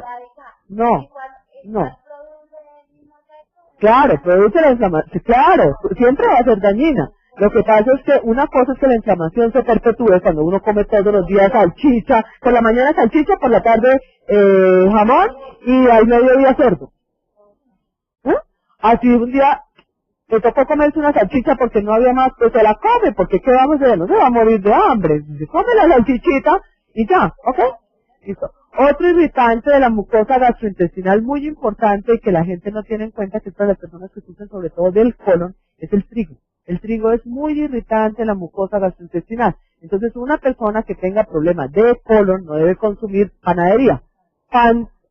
Maíz, sagú, avena, otros cereales que no sean el trigo. ¿Ok? Cuando uno come, digamos, alimentos que le cambian el pH al organismo, o sea, que lo ponen ácido, usted queda con la sensación de querer tomar agua inmediatamente. Entonces usted ya sabe, cuando comió hasta la saciedad, con excesos, usted empieza a salir, no solamente a sentir una acidez, sino una sensación en la boca de una necesidad de tomar agua. Listo. Bueno, no hablemos del alcohol, hablemos un poquito del ejercicio. El ejercicio es bueno. ¿Ah? ¿Quiere hablar del alcohol? Bueno. Bueno, el alcohol lo que sucede es que en la medida en que pasa el tiempo, las vías metabólicas se van haciendo más lentas y entonces el órgano que metaboliza ese alcohol, que es el hígado, si está muy sobrecargado y además le meten licor, él cada vez va a trabajar menos, cada vez va a estar más impedido para detoxificar el organismo y por eso con menos cantidad de licor la gente se emborracha más rápido. Y digamos que el alcohol está implicado en producción de estrés oxidativo e inflamación, daña el hígado, pero además también afecta directamente el cerebro y por eso cuando tomamos alcohol nos disminuyen en forma importante los reflejos. El ejercicio y el sedentarismo. Digamos que el sedentarismo es todo lo contrario al ejercicio. El ejercicio es el que nos ayuda a mantener el cuerpo firme, tonificado, elástico, disminuye el estrés, previene enfermedades. Pero el exceso de ejercicio también tiene implicaciones. El exceso de ejercicio, más de 1 hora de ejercicio al día, nos va a producir aumento del cortisol porque nos produce oxidación y es como si el organismo estuviera en estrés constante. Entonces viene la pregunta del millón. ¿Y los deportistas, los que entrenan 8 horas al día, cómo hacen? ¿Están oxidados? ¿Están en estrés oxidativo? Claro, pero si tienen un buen médico, pues los tienen que tener con una red antioxidante. Listo. Entonces aquí tenemos los síntomas del envejecimiento. ¿Se acuerdan de los síntomas del estrés? Coinciden en mucho. Entonces la verdad es que lo que debemos hacer es empezar a cuidarnos a partir de los 30 años. ¿Qué hacemos a partir de?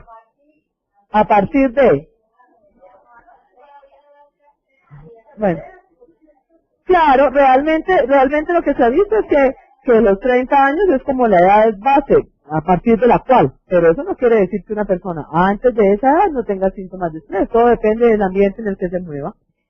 Bueno, la historia clínica, el diagnóstico, ¿cómo se hace? Como todo en medicina, es una historia clínica muy completa, mirar antecedentes, empezar a buscar mucho la parte de la alimentación, la parte de... Uno va al médico y nunca le preguntan a usted qué come, jamás. Jamás le preguntan, ¿usted se alimenta o usted simplemente come? Mirar mucho la parte emocional. Nos quedamos siempre cortos en la parte emocional, es súper importante. Los pacientes tienen ese componente ahí latente siempre durante toda la vida y nunca lo tratamos. Los exámenes de laboratorio y las ayudas diagnósticas, las básicas, las de siempre, las que todos conocemos, si se necesita una ecografía hay que pedirla, si se necesita una endoscopia hay que pedirla, etcétera. Pero hay algunos exámenes que nosotros manejamos de una forma un poquito diferente, porque bueno, el perfil lipídico hace parte de lo que es, entre comillas, de rutina en medicina. Pero la de hidroepiandrosterona y el colesterol, y el cortisol, perdón, sí son hormonas específicas de la medicina preventiva del envejecimiento. Ya vimos, ¿no? Tenían que estar a la par. Si la DEA está bajita, vamos a tener problemas de sexualidad, se nos va a quitar la sexualidad, las ganas, el apetito sexual, el desempeño sexual. Si el cortisol está elevado, muy probablemente la DEA esté bajita. La homocisteína mide la metilación, ¿se acuerdan? La melatonina, la capacidad de conciliar el sueño, y el test de ALCAT. El test de ALCAT es un test muy importante en el cual a uno por vía sanguínea le miden su reacción a 100 alimentos. Y esos 100 alimentos, y esos 100 alimentos, lo que va a decir ese test de ALCAT es a qué alimentos de los que ingerimos nos están generando inflamación crónica. Y es importante, ¿por qué? Porque, por ejemplo, uno de los resultados que vimos en algún test de ALCAT que revisamos era un paciente que comía huevo y la yema del huevo le estaba produciendo inflamación persistente. O sea, la inflamación es buena, la inflamación hasta cierto nivel es buena porque estimula los mecanismos de defensa del organismo, pero cuando ya se hace permanente bloquea esa inmunidad y ya no genera son problemas. Entonces, a ese señor le salió que él tenía una alteración que si seguía consumiendo yemas de huevo, él con el tiempo iba a padecer de Alzheimer. Entonces, si uno tiene esa proyección, uno puede con un test de ALCAT evitar los alimentos que le van a generar inflamación crónica y permanente. Sobre todo si los come todos los días, porque si es la yema de huevo y el señor se come test de ALCAT.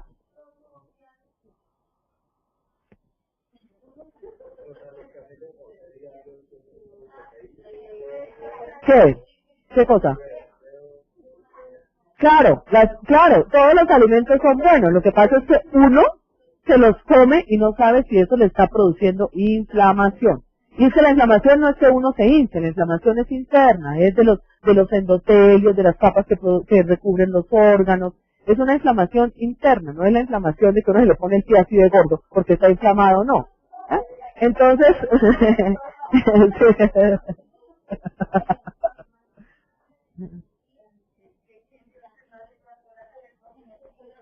es que mira, como tú no estabas, te vamos a repetir acá un poquito, pues tus compañeras ya lo manejan divinamente el tema. ¿Alguna de ellas me puede ayudar? Yo ya estoy ronca. Esto, mira, lo que sucede con el ejercicio es que es importante. Hay que hacerlo. ¿Por qué? Porque ayuda a disminuir el estrés, libera endorfinas, previene enfermedades, ayuda a mantener el cuerpo firme, tonificado, elástico. Pero se ha demostrado que el ejercicio en exceso, más de 1 hora al día, produce cortisol, produce oxidación, o sea, es como si estuvieras en un estrés constante. Y el estrés constante ya dijimos que era el que generaba todas las patologías. Entonces, si una persona no se aguanta las ganas de ir 4 horas al gimnasio, tiene que tener una buena red antioxidante que le ayude a contrarrestar los radicales libres que se generan por el ejercicio.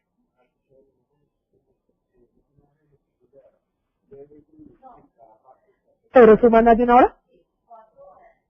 En realidad el ejercicio, ahora más adelante vamos a ver, déjate un segundito que ya te tengo la respuesta a todas tus preguntas. Entonces, ¿qué otra cosa nos ayuda a hacer el diagnóstico? Tenemos un software de cálculo de edad biológica. En ese software vamos a hacer unas pruebas y nos da la edad biológica, que es la que vamos a comparar con la edad cronológica. Importantísimo, saber qué tan envejecido está nuestro organismo. Yo me lo hice y tengo 4 años menos de lo que tengo realmente. Entonces, chévere, estoy bien, yo quedé muy contenta. Pero de pronto habrá momentos de la vida o personas en las que la edad biológica le sale mayor que la edad cronológica. Entonces, si yo, no es la fórmula, es un software, yo lo tengo. Yo tengo que hacerte una historia clínica completa y el software me arroja tu edad biológica. Sí, en el consultorio. Pero mira, lo importante de esto que es, señora, pero no es el mismo. Yo nunca veo eso, pero sí he oído que tiene un cálculo de la edad biológica. Habría que ver qué tan real es y qué tan eficiente es al momento de calcular la edad biológica. Pero entonces uno puede hacer el cálculo de la edad biológica y resulta que una persona tiene 35 años y le dio que tiene 35 o menos.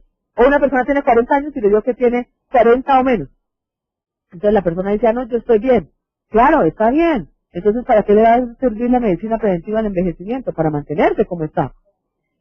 Si una persona le da la edad biológica mayor que la edad cronológica, necesita un tratamiento, pero al final de ese tratamiento, lo que va a suceder es que la edad biológica se va a acercar cada día más a la edad biológica, a la edad cronológica. Entonces, cuando uno ve a esas personas que de pronto llegan al consultorio muy achacadas y después de unos tratamientos ya vuelven a ser vitales, vuelven a ser activas, están contentas con su cuerpo, con su organismo, ya vuelven a tener sexo, ya ahí es donde ve uno el crecimiento, ahí es donde ve uno los resultados.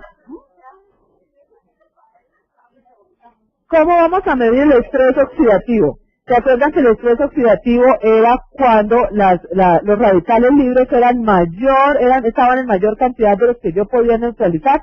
Hay un test muy sencillo que se llama HLB, que se toma una muestra de sangre, generalmente de este dedito y por este ladito que no duele tanto, y se ponen unas gotitas de sangre en una placa de una lámina de vidrio de esos con las que uno mira al microscopio y lo que va a ver es esto.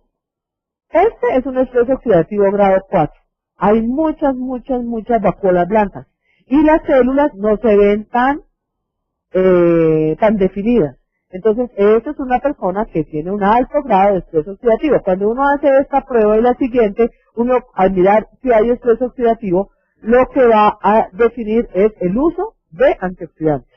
Entonces, en este caso, por ejemplo, esta persona necesitaría antioxidantes de varias clases y por vía endovenosa. Si fueran menos, ya no necesitaría tanta cantidad, podríamos hacerlo vía oral, irlo rotando y definiendo cuáles son los que más le convienen. O no necesitaría tratamiento antioxidante. Esta otra prueba, que es la del malón dialdehído, ¿se acuerdan cuando les dije que los radicales libres oxidaban proteínas y lípidos y también oxidaban aldehído? Entonces son pruebas muy sencillas que se hacen en el consultorio con muestras de orina, que no tiene que ser la primera muestra de la mañana ni esas cosas, sino que yo le puedo decir al paciente, ¿tiene deseos de orinar? Orine. Aquí está el frasquito, recoja la orina y vamos a titular y vamos a mirar a ver cómo está digamos, de qué color nos queda esa orina después de que agregamos las soluciones que van a hacer el efecto de mirar qué es lo que está pasando. Entonces, si da muy amarilla, es porque hay un alto nivel de estrés oxidativo. Y si da transparente, es porque no lo hay. Quienes no tengan coloración, no van a necesitar red de antioxidantes. Y lo mismo sucede con esta titulación, que mide el estrés adrenal. Entonces aquí lo que vamos a mirar es indirectamente cómo tenemos las suprarrenales. ¿Están trabajando bien? ¿Están bien? ¿No están trabajando porque usted no está estresado? Chévere. ¿Está respondiendo adecuadamente al estrés?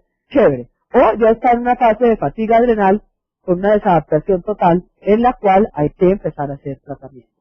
Los test de disbiosis son súper importantes para las personas que tienen problemas de colon, para las personas que tienen problemas de depresión, para las personas que tienen problemas hepáticos. ¿Por qué? Porque en este test lo que vamos a hacer es a mirar cómo está la flora bacteriana. ¿Tenemos más bacterias fermentadoras o más bacterias putrefactas? Generalmente la clínica es muy clara. Las personas comen, se inflan, van al baño, se llenan de gases, van a hacer deposición. La deposición es muy fétida, dejan el baño inservible por 2 horas. Me toca a uno, mejor dicho, casi que. Y además de eso, producen muchos gases y dolor tipo cólico. Algunas personas sufren de diarrea, otras personas sufren de estreñimiento. Entonces eso quiere decir que hay un desbalance en la flora intestinal y eso también es susceptible de ser medido y manejado. Entonces llegamos a la parte interesante. ¿Qué es la medicina preventiva del envejecimiento? No es la medicina que le va a garantizar a las personas que no van a envejecer. Todos vamos a envejecer, eso es lo único que les podemos garantizar. Pero, ¿qué lo van a hacer de una mejor forma? El lema es que la persona visite al médico cuando está sano y la menor cantidad de veces posible. Se constituye entonces en un sistema integral, preventivo y curativo. Quienes ya necesitan curación o tratamiento, hay que hacerles el tratamiento. Pero lo ideal es que las personas puedan empezar desde jóvenes para mantenerlas jóvenes por mayor tiempo. Entonces, lo que se busca es descartar los factores que son perjudiciales para que se produzca, un envejecimiento prematuro y empezar a promocionar buenas prácticas de salud. Lo que busca es morir lo más tarde posible, lo más joven posible. Entonces, a pesar de que ese proceso es continuo, hay formas de frenarlo.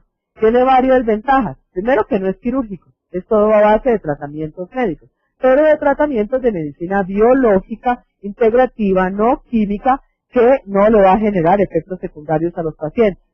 Que cumple con el principio de la medicina, que es no hacer daño. Lo primero es no hacer daño. ¿Y qué resultados podemos obtener? Regeneración física integral, hacer que las células trabajen al máximo y además que se multipliquen las células y se pongan a trabajar más fuertemente, más arduamente para mantener o recobrar el equilibrio que algún día se perdió. Tenemos una pirámide, me quedo un poco chueca, pero no se va a caer, donde tenemos como primera cosa el estilo de vida saludable.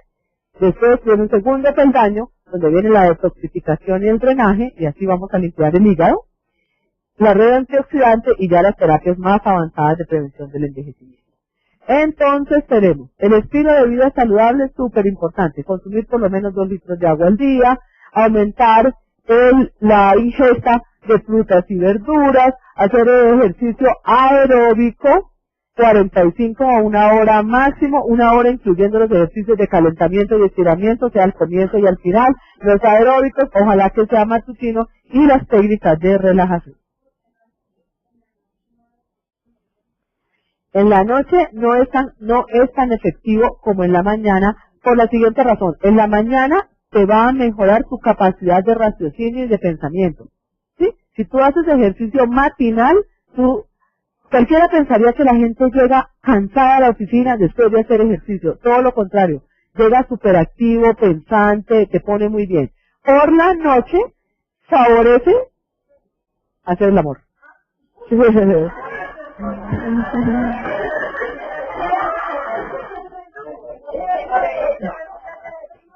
Pero yo...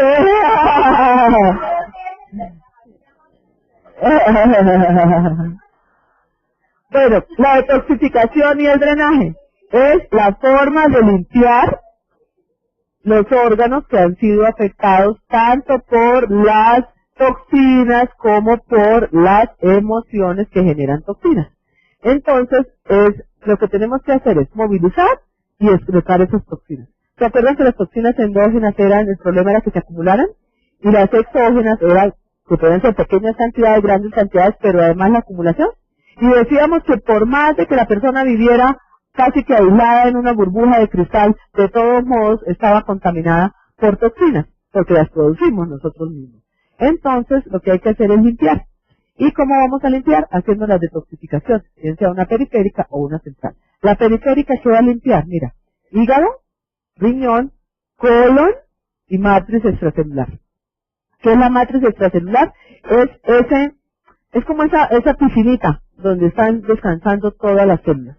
La matriz extracelular tiene que ser fluida y facilitar el ingreso y salida de los nutrientes y sacar los desechos de la célula, pero transportarlos para que ellos sean drenados por los linfáticos. Cuando eso no se da, la matriz extracelular empieza a formarse densa, y se vuelve tóxica. Se vuelve un pantano, como una nata que no permite ese intercambio. Y si a eso adicionalmente llegan los radicales libres, les roban el electrón a la membrana, la célula se pone densa, entonces es una célula que se va a ahogar. No va a poder respirar, tanto por las toxinas que tiene adentro como por las toxinas que la rodean. Y, por ejemplo, las personas que sufren de estreñimiento tienen mucha tendencia a tener tóxica la matriz extracelular. Y dentro de la, digamos, la expresión corporal del organismo, una de las formas de ver que una persona también tiene la matriz extracelular intoxicada es la celulitis. Porque en la celulitis lo que se ve es eso, una piel de naranja rugosa donde la matriz extracelular está tan densa que es capaz de verse macroscópicamente. Y después viene la detoxificación central, la que va a limpiar las emociones. Hay personas que increíblemente todavía recuerdan un suceso que sufrieron o que sucedió hace 20 años y todavía se ponen a llorar. Son duelos que no han sido correctamente elaborados. Y eso sigue permanentemente ahí rayando el disco duro y eso sigue generando toxinas. Y cada que se remueve, se producen todavía más toxinas y se vuelve a revivir esa situación. Entonces hay que hacer una detoxificación central para manejar las emociones y esa terapia es excelente porque le ayuda a la persona a cambiar la manera de pensar y le da una nueva visión de la vida que le permita enfrentar situaciones. Es excelente para personas a las que les han diagnosticado, por ejemplo, enfermedades degenerativas o terminales.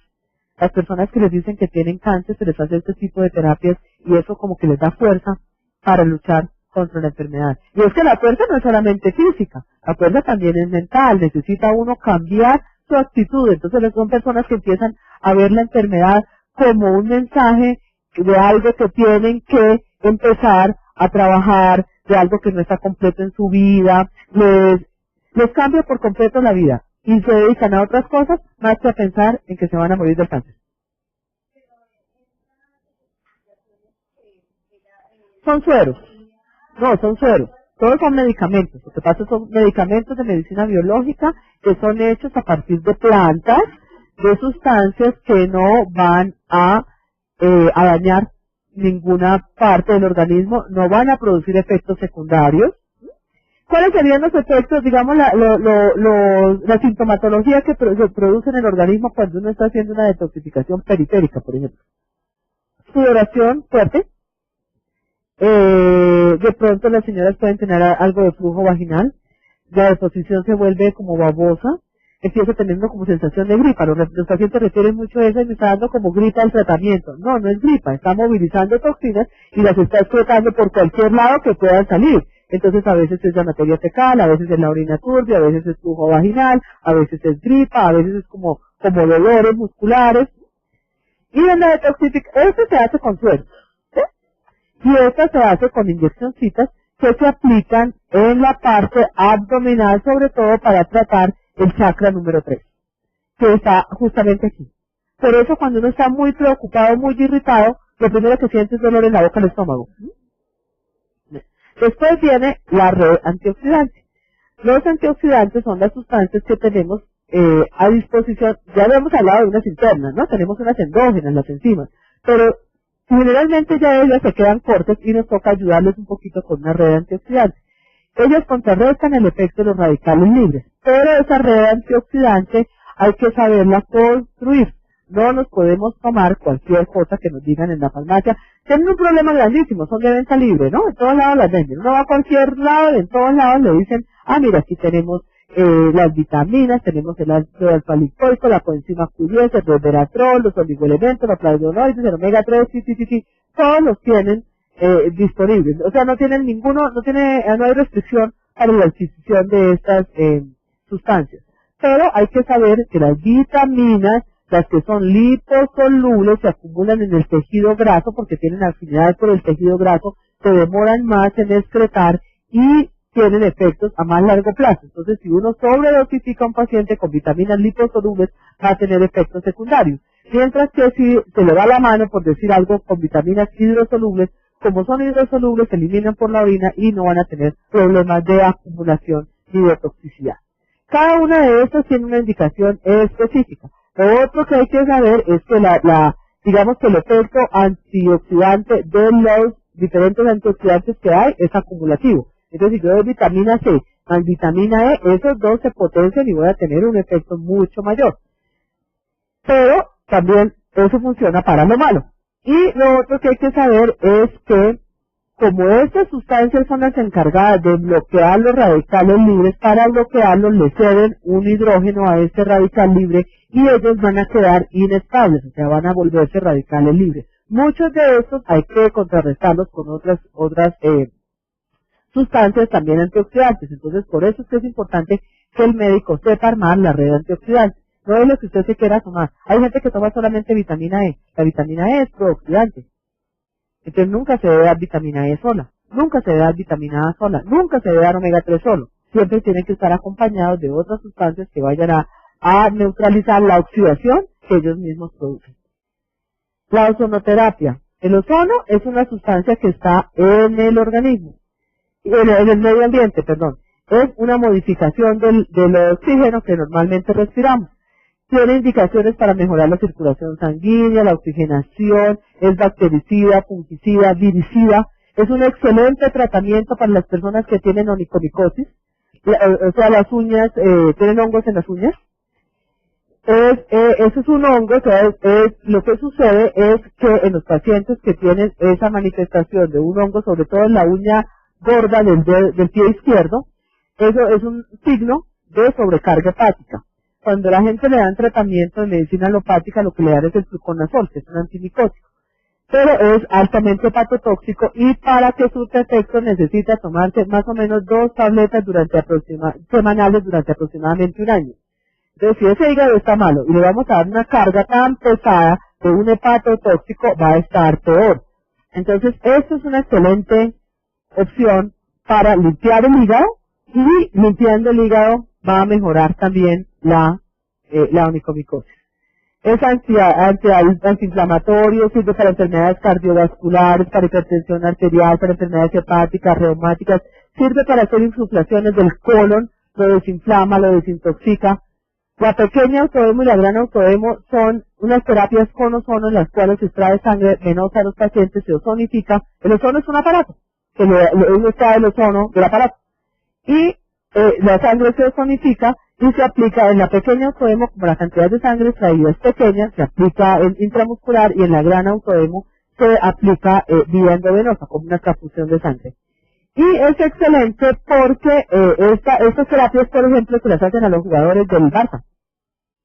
Porque no son doping, pero les estimula de tal forma el sistema inmune y la capacidad de respuesta, que ellos salen como unas fieras a correr, son como unos toros, pues, se potencia muchísimo la capacidad física y mental de una persona.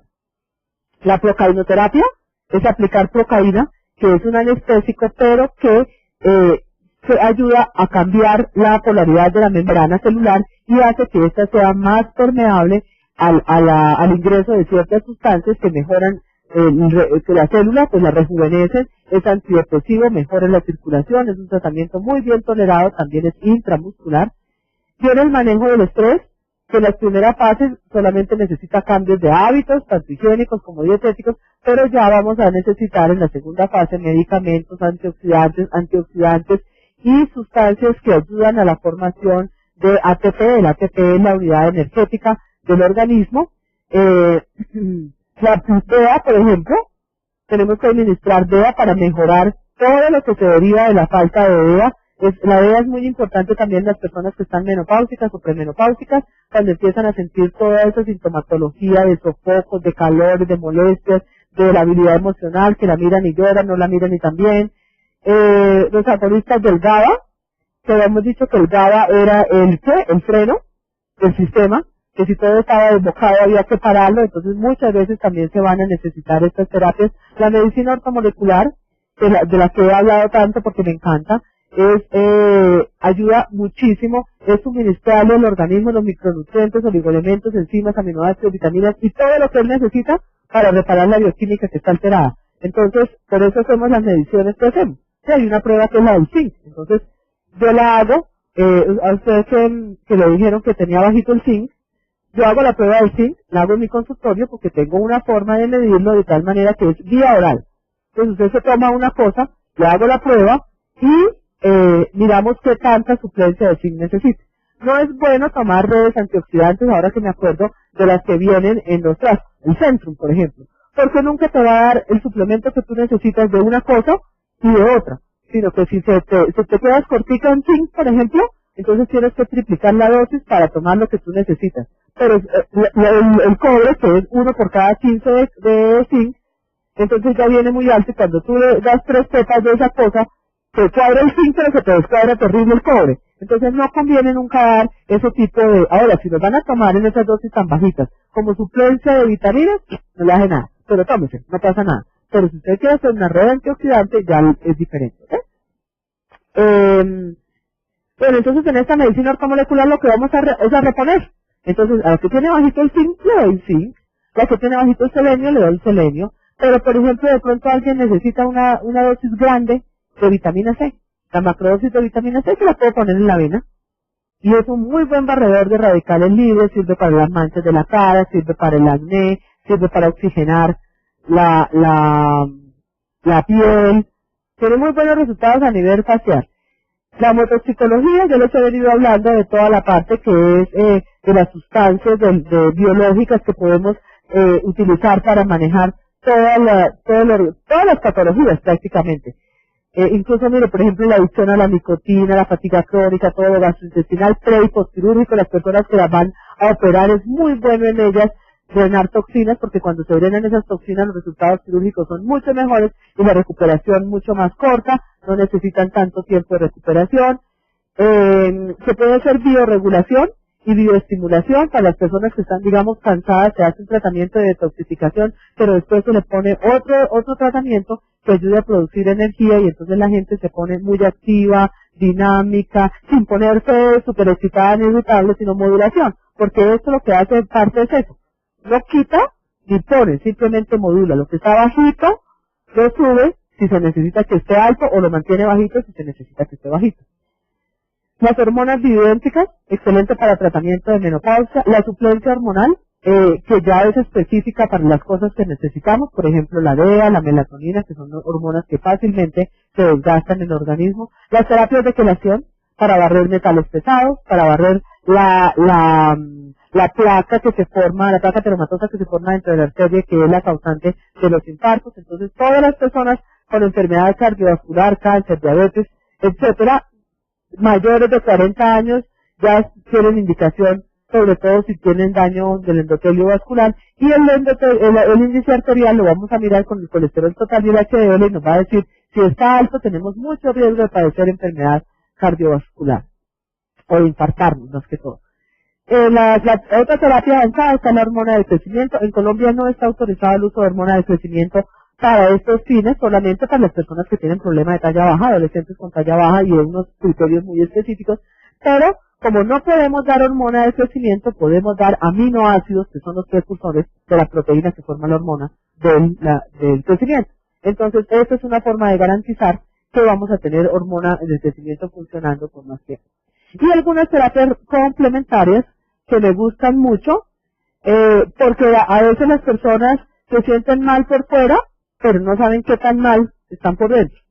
Y la idea es no dejar que la gente se vaya con la sensación de que todo lo que tiene en su organismo es una arruga. La arruga es solamente una manifestación de una serie de cosas que se están produciendo al interior del organismo. Entonces podemos hacer también tratamientos de medicina estética en los cuales hay recuperación capilar para las personas que tienen alopecia o que tienen fragilidad capilar, que el pelo se les cae con mucha frecuencia, así se difusa. Hay personas que se pasan la mano y se quedan con una cosa grande de pelo, una manotada de pelo importante, y a la consulta llegan los pacientes. Es impresionante lo que eso los preocupa, y el estrés que eso genera, que le toman fotos y llegan en una bolsa y en la mano así la manotada de pelo. Pero hay varias terapias de recuperación capilar que se pueden hacer con muy buenos resultados. El plasma rico en plaquetas, porque las plaquetas tienen factores estimuladores del crecimiento celular, sirven para la regulación, para el rejuvenecimiento facial, sirven para la alopecia también, el manejo del estrés, el manejo de las manchas, el manejo de las adiposidades, de las lipodistrofias, porque todas estas patologías, a pesar de que el manejo lo contempla la medicina estética, todas estas patologías están asociadas al estrés. Entonces, para terminar, otra reflexión: aunque nadie pueda volver atrás y hacer un nuevo comienzo, cualquiera puede comenzar a partir de ahora a hacer un nuevo final. Me pareció espectacular. ¿Y ese es mi bebé? Gracias por escuchar a mi mamita. El modo en que cada uno asume el paso de los años es una cuestión del alma, del almanaque. ¿Ok? Eso era todo. Escucho preguntas, espero que les haya gustado, que les haya parecido interesante. Realmente lo que yo pretendo cuando dicto estas charlas es que el tema en algún momento les apasione tanto como me apasiona a mí. Ok, eso era todo. Doctora Claudia, muchísimas gracias por la conferencia.